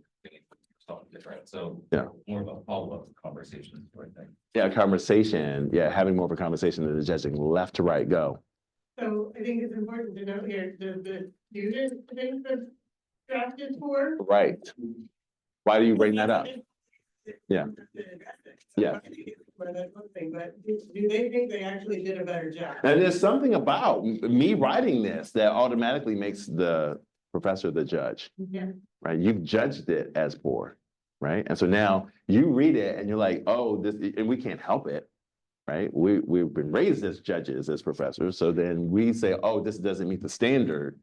And then you're helping me. Because I never think about, oh, wait, could we now be in a different place? Because then sometimes I just assume, oh, you know this was bad. And maybe I shouldn't do that, right? Because then now we need to have that conversation. And so then now there is, you're helping me a lot, right? So now there's this alignment between what me honoring what the student thinks about it and what the standards have been in my training and trying to align those things. And one is not better than the other, it's just that we're trying to get alignment. Thank you, that's great. Left to right, here and here, go ahead. Oh, in the chat, okay, great. Let's get the chat.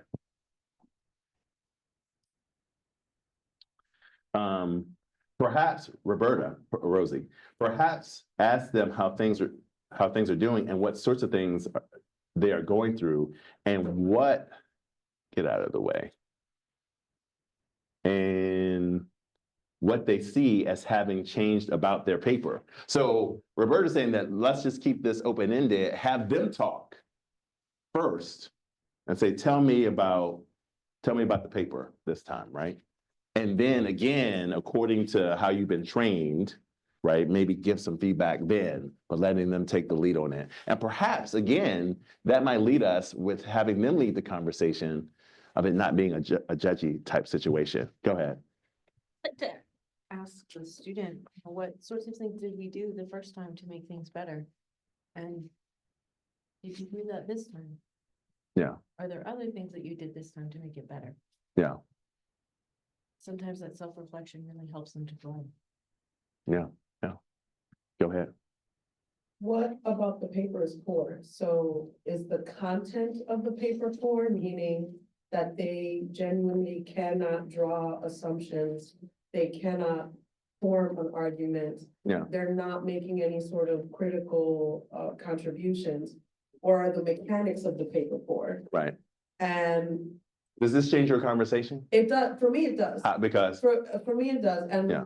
this is something that I struggle with a lot, especially when I first started teaching, was to what extent am I here to police your grammar? To police your writing skills as a criminal justice professor? Are we listening to this, people who take off for minus signs? And for, one mistake at line 7 of line 8 of an 8-line thing and take off half credit? Later. Go ahead. And to what extent am I, and there's something to be said in that if the mechanics are so poor that I cannot understand what it is that you're writing that's different.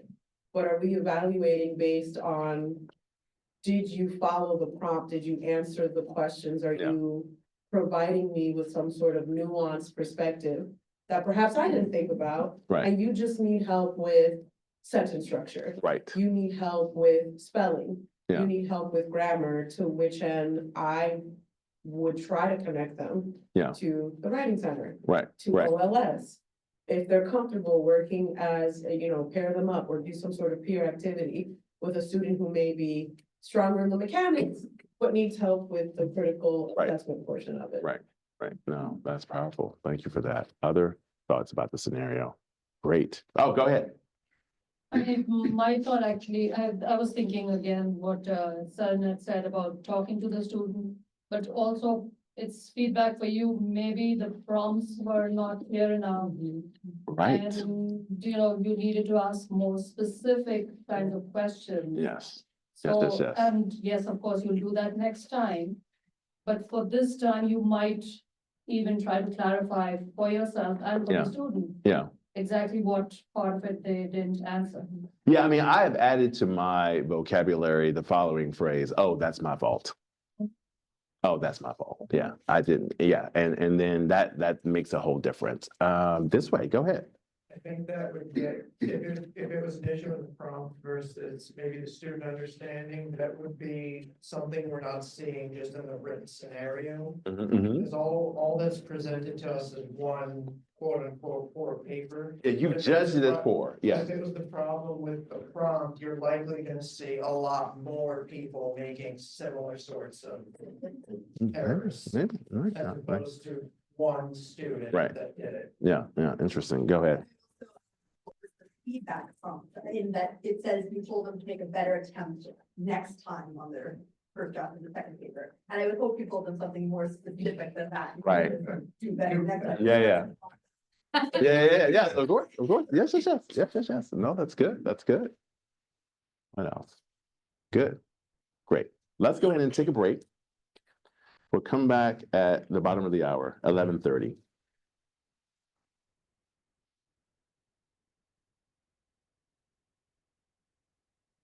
We'll head off to encouraging. We're not going to get through all these letters. Yeah. But also.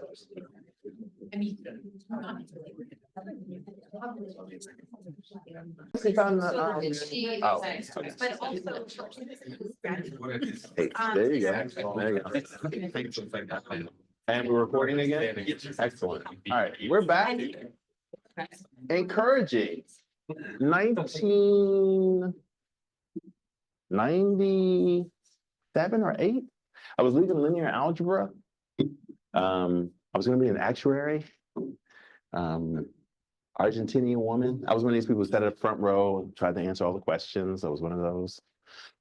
I was walking out. She stepped in front of me, Argentinian woman, and said, "Wait, what are you going to do in the future?" I said, "Oh, I'm going to be an actuary, the whole money thing." And she said, "Oh, I think you have what it takes to get a PhD. I think you have what it takes to get a PhD." Right? So she encouraged me to do that. Now, she went far beyond that. She then told me, "Oh, you're going to go do this summer program. You're going to go do that." She did all the pointing for me. That was half of it. The very next semester, I saw a Black man get up and teach me real analysis, and I needed both of those things, right? I needed her to look at me and see something that I didn't even know was there. That's the embodiment of encouragement, right? And then I needed him to say, "Oh, this is possible. This is really possible. I looked at him and I said, oh my God, that is who I want to be, James Donaldson, who is one of the founders of the National Association of Mathematicians, of which I'm an executive director, very much in his honor. So encouragement, there are some people, again, we already know next week, who you're going to need to be encouraging. And when we think about action items and things to take away, not only are we finding people who are in trouble content-wise, we may also be finding people that we need to encourage. We have encouragement to burn. We have encouragement to burn. One of the big themes we've got is that there's wisdom and encouragement to burn, right? Because what does it mean? She took 15 seconds to change my whole life. It's just that simple, right? That's what we're talking about. So under what conditions are we encouraging? Oh, by the way, how is encouraging different from helpful? How is encouragement different from helpful? Helpful, at least the way that we have been framing it, helpful was very tied to content. Encouragement is saying, yo, you can do this, right? It is often needed when someone comes up and just like, I'm at a roadblock. Now, if someone's at a roadblock and they might need help, right? You might need to be helpful for that roadblock, right? But usually the roadblock for encouraging is one that's beyond content. It's like, I think I'm dropping out, right? And dropping out might be the right decision. You can still be encouraging and have them drop out. Why? By just noting that you may be dropping out now, but please know that this is not an indication of the vast amount of potential that you have inside of you, right? Now, I just said that's not content, but we got some content-oriented people in this room. We have some content-oriented people in the discipline of mathematics, computer science, chemistry, STEM.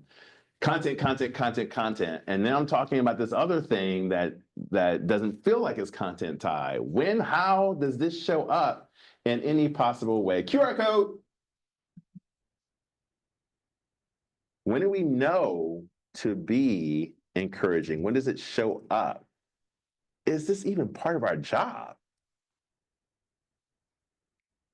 And as was said by my colleagues earlier, what if you've never been encouraged before? How do you do it?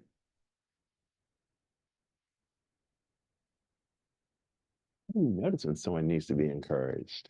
And so as I dream, family, I am looking at someone last semester who let little Aris walk by them and didn't say anything. And this year, they'll take the 7 seconds, right?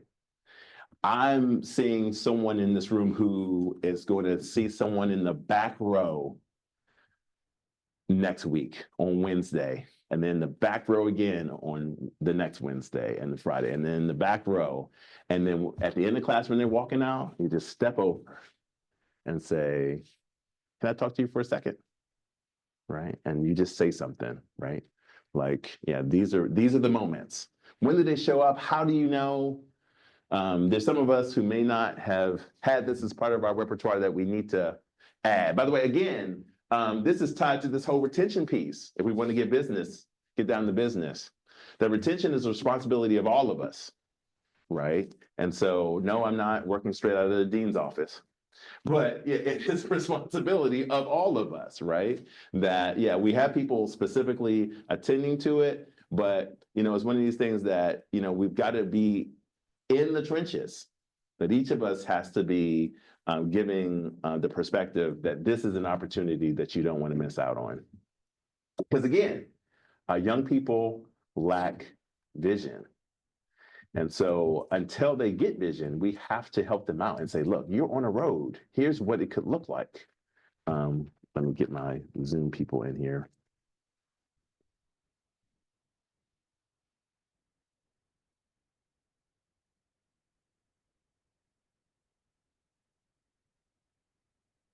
Is that this one? It is this one, good. What does encouraging mean to you? Giving someone the belief that they can accomplish their goal.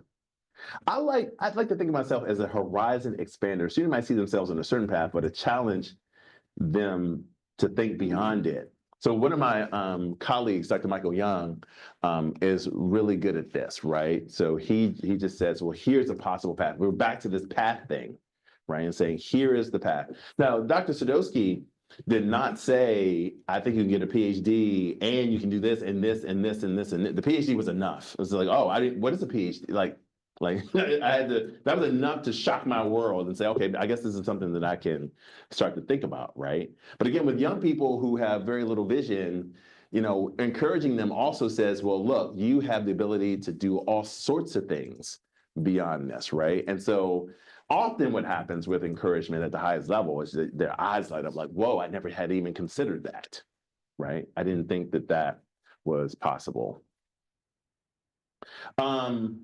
I don't know what this means. Always as it fits. Tell me more. So tell me more. When it seems impossible. Okay. Do you ever not need it? Can you be too encouraging? Answer to that.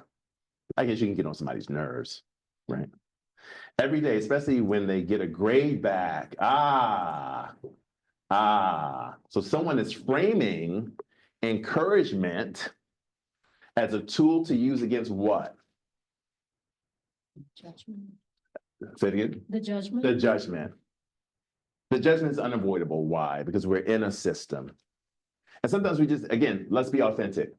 We're in a system that we can't control. And so oftentimes when the test comes up, I hate when tests come up, right? And so I say to them, and I'm a coward, by the way, let's be clear about this, right? Because I haven't interrogated tests well enough. Why don't we just get rid of grades, right? So I'm not absolving myself of that. But then I say, you know, the test is coming up, as you know, let's be clear. I'm saying this to them. We have a test. Right now, I'm told that I have to give tests. I want to remind you that the test is not a reflection of your self-worth and who you are, right? What does it look like to write that at the start of the test? What do we write on the test to interrupt? Again, because we're talking about our young people who don't have vision and who are still trying to figure out who they are. One of the big narratives in math is that the grades you get is how smart you are, right? What does it look like to never write a 45 on a paper ever again? What does it look like to never write an F on a paper ever again? And instead to replace that with a conversation, right? I mean, this is what we have to start imagining. So even though there might be a grade or there's something, what does it look like to resist by just not writing it? Why? Because when you do write it, what could happen? People begins with an S. People might suffer, right? So, I mean, you just have to think about it, right? You have to think about, is it worth putting the 47? Now, oh, I hear you. I'm sorry, I just heard somebody. But sometimes that galvanizes people. I got a 29 in political science because I didn't study. I was doing dual enrollment. And I was sitting in this political science class. And it was great because I just get to sit there and listen. And he just came in and talked. There was no homework. He talked, and he sounded great. I didn't have to do anything. And then he gave a pop quiz one day. I got a 29. Now, I was going to be the valedictorian of my high school, and I was. And I got this 29. I was like, holy shit, I got to study. And it worked for me. I can't imagine what the 29 does for the others, because it's more than just about me, right? So I can understand the perspective that, oh, the 29 is a wake-up call, right? But there are lots of people also who get the 29 and it's like, oh, I need to go somewhere else. Oh, I shouldn't be in college. Oh, I shouldn't, right? And what I've heard just in the little time I've had with you about the population that goes here, maybe we shouldn't be showing people 35s. And maybe we should be showing them conversations that would be encouraging, right? So just throwing that out there. Thoughts on what I just said there about that? That freaks me out just to say it. Go. Logistically, what you mean by that? Like, we are not giving the grade, or we are not telling them the grade? I have no idea. Floor is open. Yeah. No, but in my mind, as I was saying it, it was, let's not just put it on the paper. Yeah. And maybe we just don't, yeah. And so, but again, I mean, we're authentic. They say, well, what did I get? Right? You're going to tell them what you got, but then you need to, there's some wording that's not a sandwich. Wise. In which we need to, say it again? Wise. That's right, that's why, that's right. And in which we need to talk about what the 35 means and what we can do about it, right? And again, for me, we're going to talk about this later, tomorrow, that that means what's the path? You got a 35. Here is the path, right? And so here, I got you in just a moment. Here's the 35, and here is the path to your goals, right? Now, here again, we start to bump up to, wait, you gave this person their own path? What about Jimmy, John, Mark, Allison, Jamal? But do we give everybody individual? Like, what is going, how do we do that? And so we're back to the grand challenge of our society about the individual versus the greater good. And then we talk about, you know, whether we need to be fair to everybody or whether we attend to the person who's right in front of us, right? And who knows how we solve that, right? I struggle because when I'm looking at somebody in the eye and they need a path, I want to give them a path. And I'm not going to email that path to every single person, right? And so, but then we know 100 people, 45 minutes, I can't do that 75 times, right? And so there's the struggle with content, time, space, and all of that other stuff. Please. Just as you were saying it, the first thing that popped in my head is we never want to get bad news. I immediately thought of the breakup text, right? No one wants bad news that comes in the form of a quick message. And if that's a 45 on top of a paper, isn't that the text equivalent of breaking up with someone? Yeah, but then my colleague, Dr. Pamela Harris, would be completely freaked out because then eventually people would understand, oh, wait, you didn't put anything on here. You want to have a conversation. And then next week, and then they're nervous for the next 7 days about this conversation, right? And so, of course, we got to balance that also. But you know, you bring up a great point. So what good? These are good comments. You were going to say? Okay. What does it look like to just say, no, I'm not going to show it? So I keep getting the wrong signals. People want to say something. Okay, good. All right. How do we encourage? Aiding someone in finding their path, whether or not it aligns with what they think I want them to do. Validate and normalize the struggles of others. Point out specific things the student has done that contributed to our belief in their ability. Oh, I love that one. And I'm picking a random color, right? Point out specific things the student has done that contributed. I like that one a lot. There's something about, again, using our authority to give authority to them. Here's what I learned from you. That's a big one. That's a big one. Here's what I learned from you. I really like that one. What challenges do we have with being encouraging, again, doing our due diligence? Boundaries can exist and when encouragement is perceived as or whether it is appropriate. When we ourselves are lacking encouragement, then it's hard to encourage others. That's a big one. I actually want to make that one red for red purposes, right? Sometimes we get too caught in our own journeys to have enough energy to bolster others. Absolutely. Motivation, making the encouragement specific enough to be meaningful, especially early in the semester before we know the students well. Do we need to know them in order to encourage them? Ideally. Ideally, go. No, actually, I always point out that they have grit. They can do this because they've already graduated from high school. You know, they've already come into our classrooms with a bunch of successes. You just have to remind them of that. Or tell them for the first time. Yeah, or tell them for the first time. That's right. There's something, and there's something about the belief, right? So so there's something about that. What do we count as evidence, right? I'm very lax on that evidence. As I said earlier, it's hard to just be a kid in this country right now. Right? If you're in front of me, it means something. It means that you've done what's required. It's worth celebrating. And that probably also means that you've got what it takes to get through this. Now, we're going to talk about this though, right? Someone comes again into your math class, into your chemistry class, and they don't know how to do A, B, and C. And so we need to have that conversation. And that conversation is a hard one. Right, because if they're in calculus and they can't do what? What can't they do? Fractions. They can't do fractions. Then what?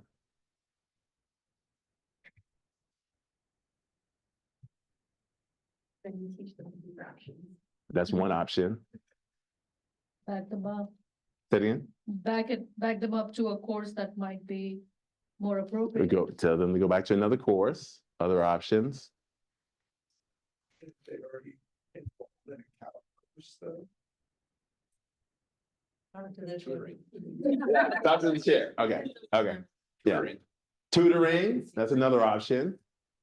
Give them outside resources. Other resources, right. What?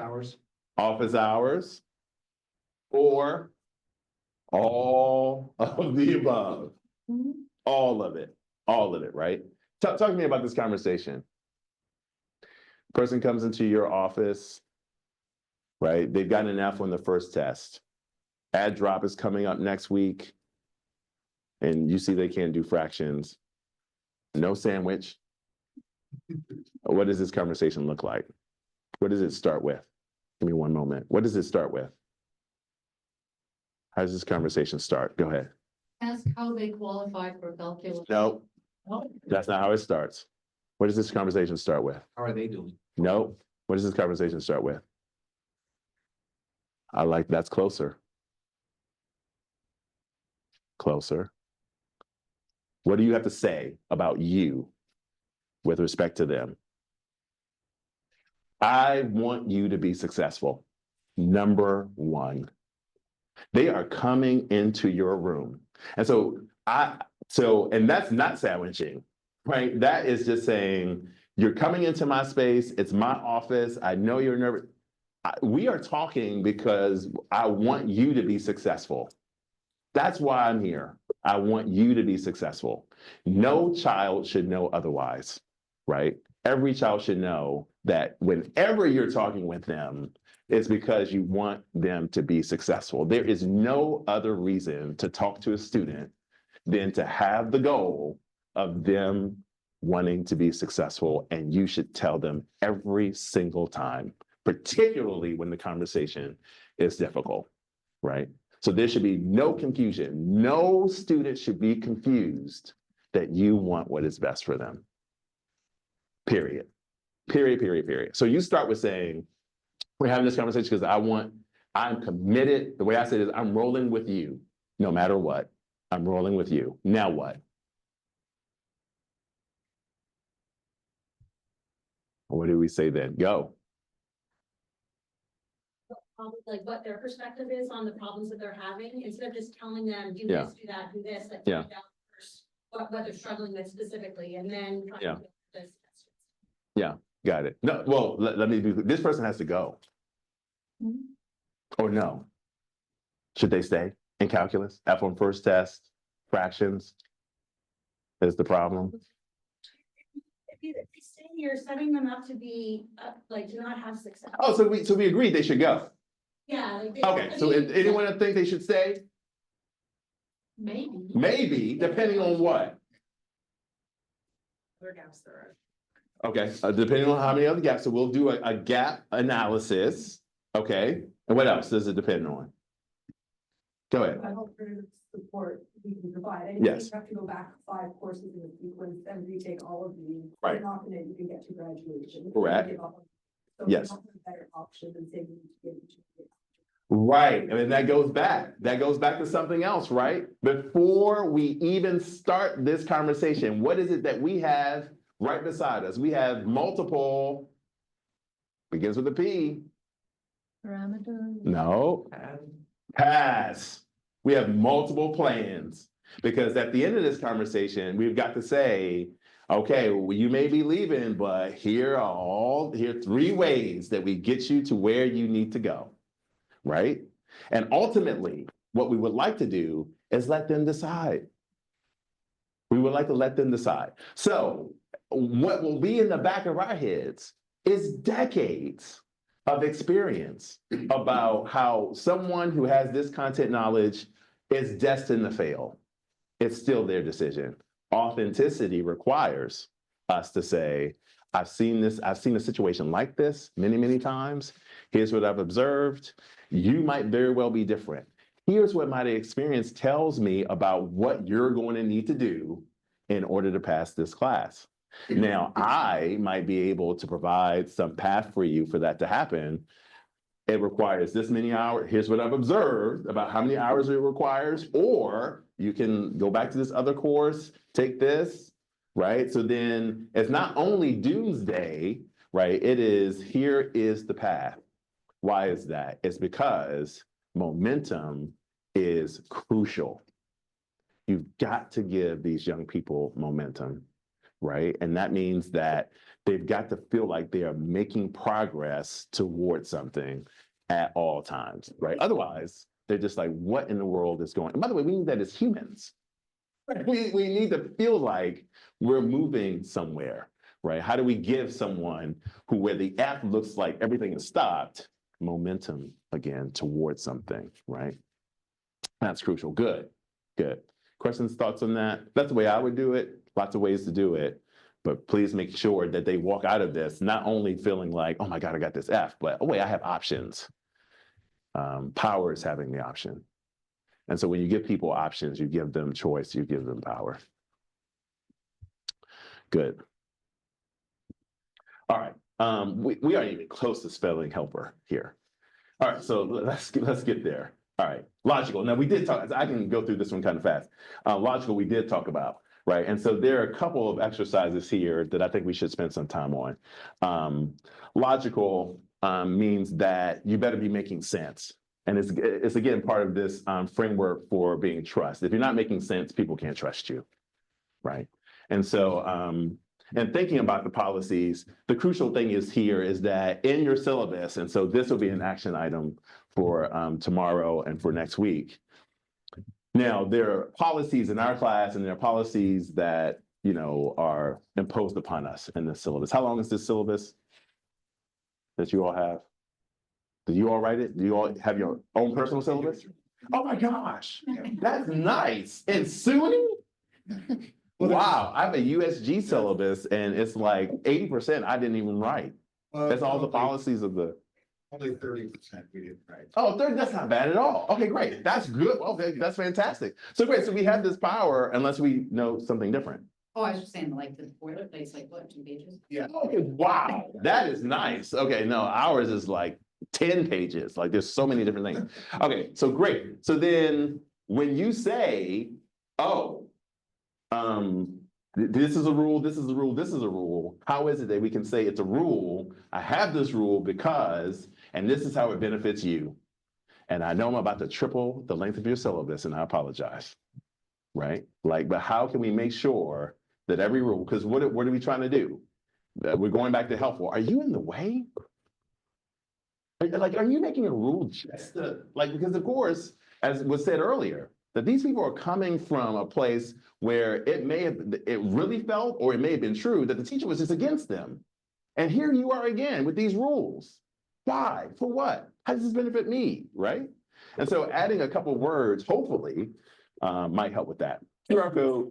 So here, as we head into lunch, super fast, I'm going to have a couple of examples where how can we write a policy that we had as something that benefits the student.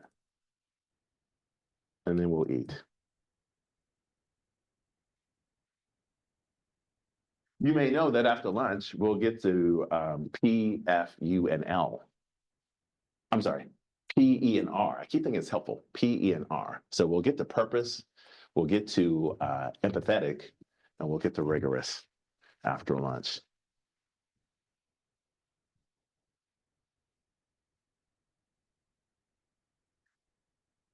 I'll put the link in the chat for my Zoom fam.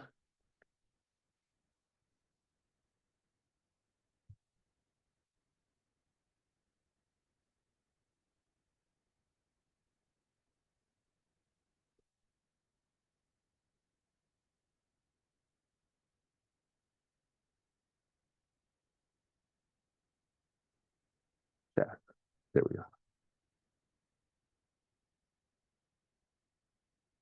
Really trying to get you over to column 3 and 4. Like in all these columns. But column 3, translate the policy to make it benefit the student. We have time tests. How in the world does that benefit the student? Or are we going to relegate that? And I have. Are we going to relegate that to we're stuck in this system? I have to give time tests. The system is terrible. Take this time test. Can we do better than that? How can we translate that? Can we translate the policy so it benefits the student, that there's no late homework? You gotta have this on time or else. How do we translate the policy to make it benefit the student? Everyone needs to participate. We have a participation grade. Why? Why? There's someone who's just like, oh my God, I don't want to say anything. And now this person's making me say something. They're being mean to me. They don't like me, all this other stuff. How is it that we can say something to make sure that that interrupts that? And then, do you have one in mind that you can translate? Translate your own in this column. But with that, as we head into lunch, I'm assuming it's here. Yes. Excellent, great. As you're doing that, oh my goodness, I want to say thank you, particularly for those people who will not be joining us in the afternoon, for your attention. I hope you got a little bit, I hope you look at it next week a little bit differently. I appreciate it.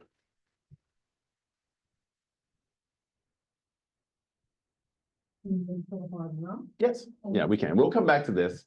I'll put this QR code back up. Did you have what was caught along with them? I know you made them. I did. Do they have comments? Let's do it. Oh, I do have something to say to the provost directly, as again, I'm lovingly critical of leadership. That we have come up with a situation again where we agree that students are lost, that they need mentoring, and we have not agreed about who's supposed to do it, right? And so students are walking around, young students without vision, and we have a course, 1 credit that is new that we're excited about having that can help out with that. And we're also trying to figure out whose responsibility is it going to be? Because now we are burdened with schedules, content, that you heard an example earlier. Some people don't know how to do fractions. We have to work with them, but also so many people don't even know how to study. And we understand that it's the community's responsibility to help students learn how to study. We might need more structure. And so how does that look? I wanted to give that to you because again, I'm out of time. I'm leaving on Friday. So I can say that. Okay, I want to say that lovingly. Please, comments?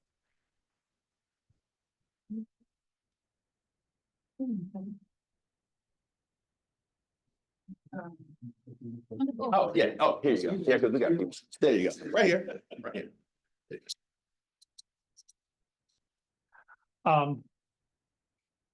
Let me first thank you again for visiting and sharing your insights and knowledge on this. I think I mean, parts I was here it's just very inspiring, frankly. So I appreciate it, and I want to thank everyone who's here and out in the hinterlands, also on Zoom, for participating.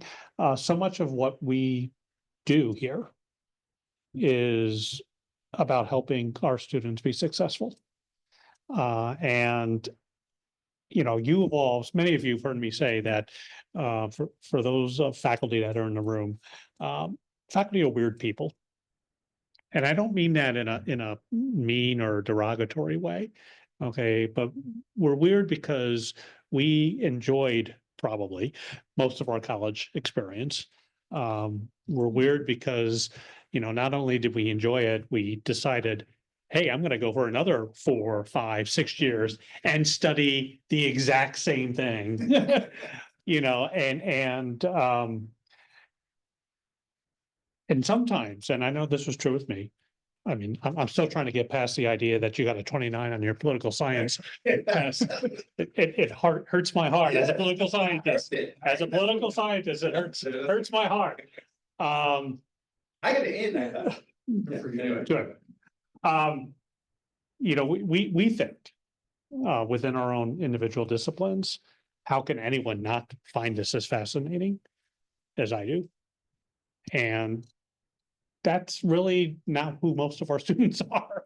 You know, we are teaching and working and with students from a wide range of backgrounds, with a wide range of interest, many of whom don't exactly know why they're here, and we're trying to help them figure that out. And it's important work we do, and it really is about the relationships we're building, the empathy we have for our students, for each other in this work. And I think those of you who are participating today, and frankly, over the last couple of weeks in all of our workshops that we've been running, you're really showing a commitment to our students, and I hope to yourselves. And that you're taking something away from this that you're really going to be able to utilize. So again, I just want to thank you all for being here and taking the time to really deeply think about what you're doing either in the classroom, in your syllabus, in your interactions, and not putting it on automatic. Right, which is really easy to do sometimes. I had an aha moment as a freshman in college, and it was in math. I came in to, I went to St. Lawrence University. Most of you know that, many of you know that. Thinking I was going to be a chemical engineer, thinking I was going to be a chemistry major.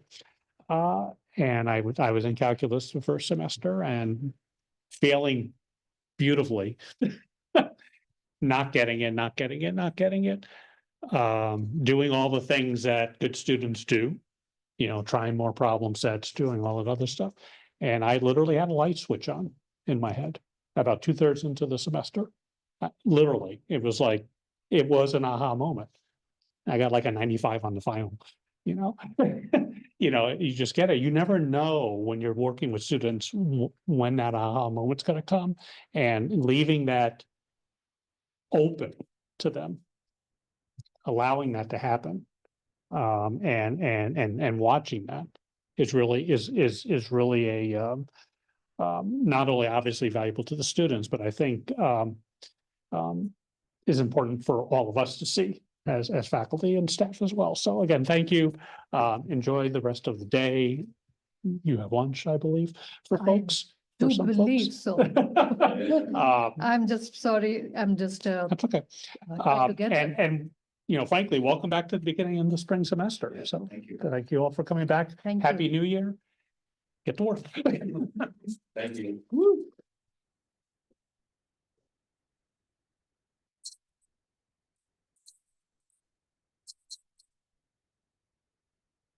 I'm actually trying to figure out where lunch is right now.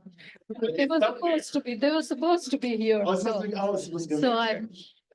That's what I was trying to figure out. But while we are doing that, particularly those of you who are leaving, if you have something to say to thank Aris, feel free to either come up or just say it out loud. And I'll just take one more minute to say thank you to the person whose contribution actually made this possible, and that was Jack Narayan, who was a faculty here many, many years ago. And, it was kind of, for me, it was fortuitous that Jack came here to this campus from Guyana and made Oswego his home for many years and left behind this legacy that allowed us to bring Aris to campus here. So I know it's being recorded, and I'd just like to take a moment to thank him for this. So.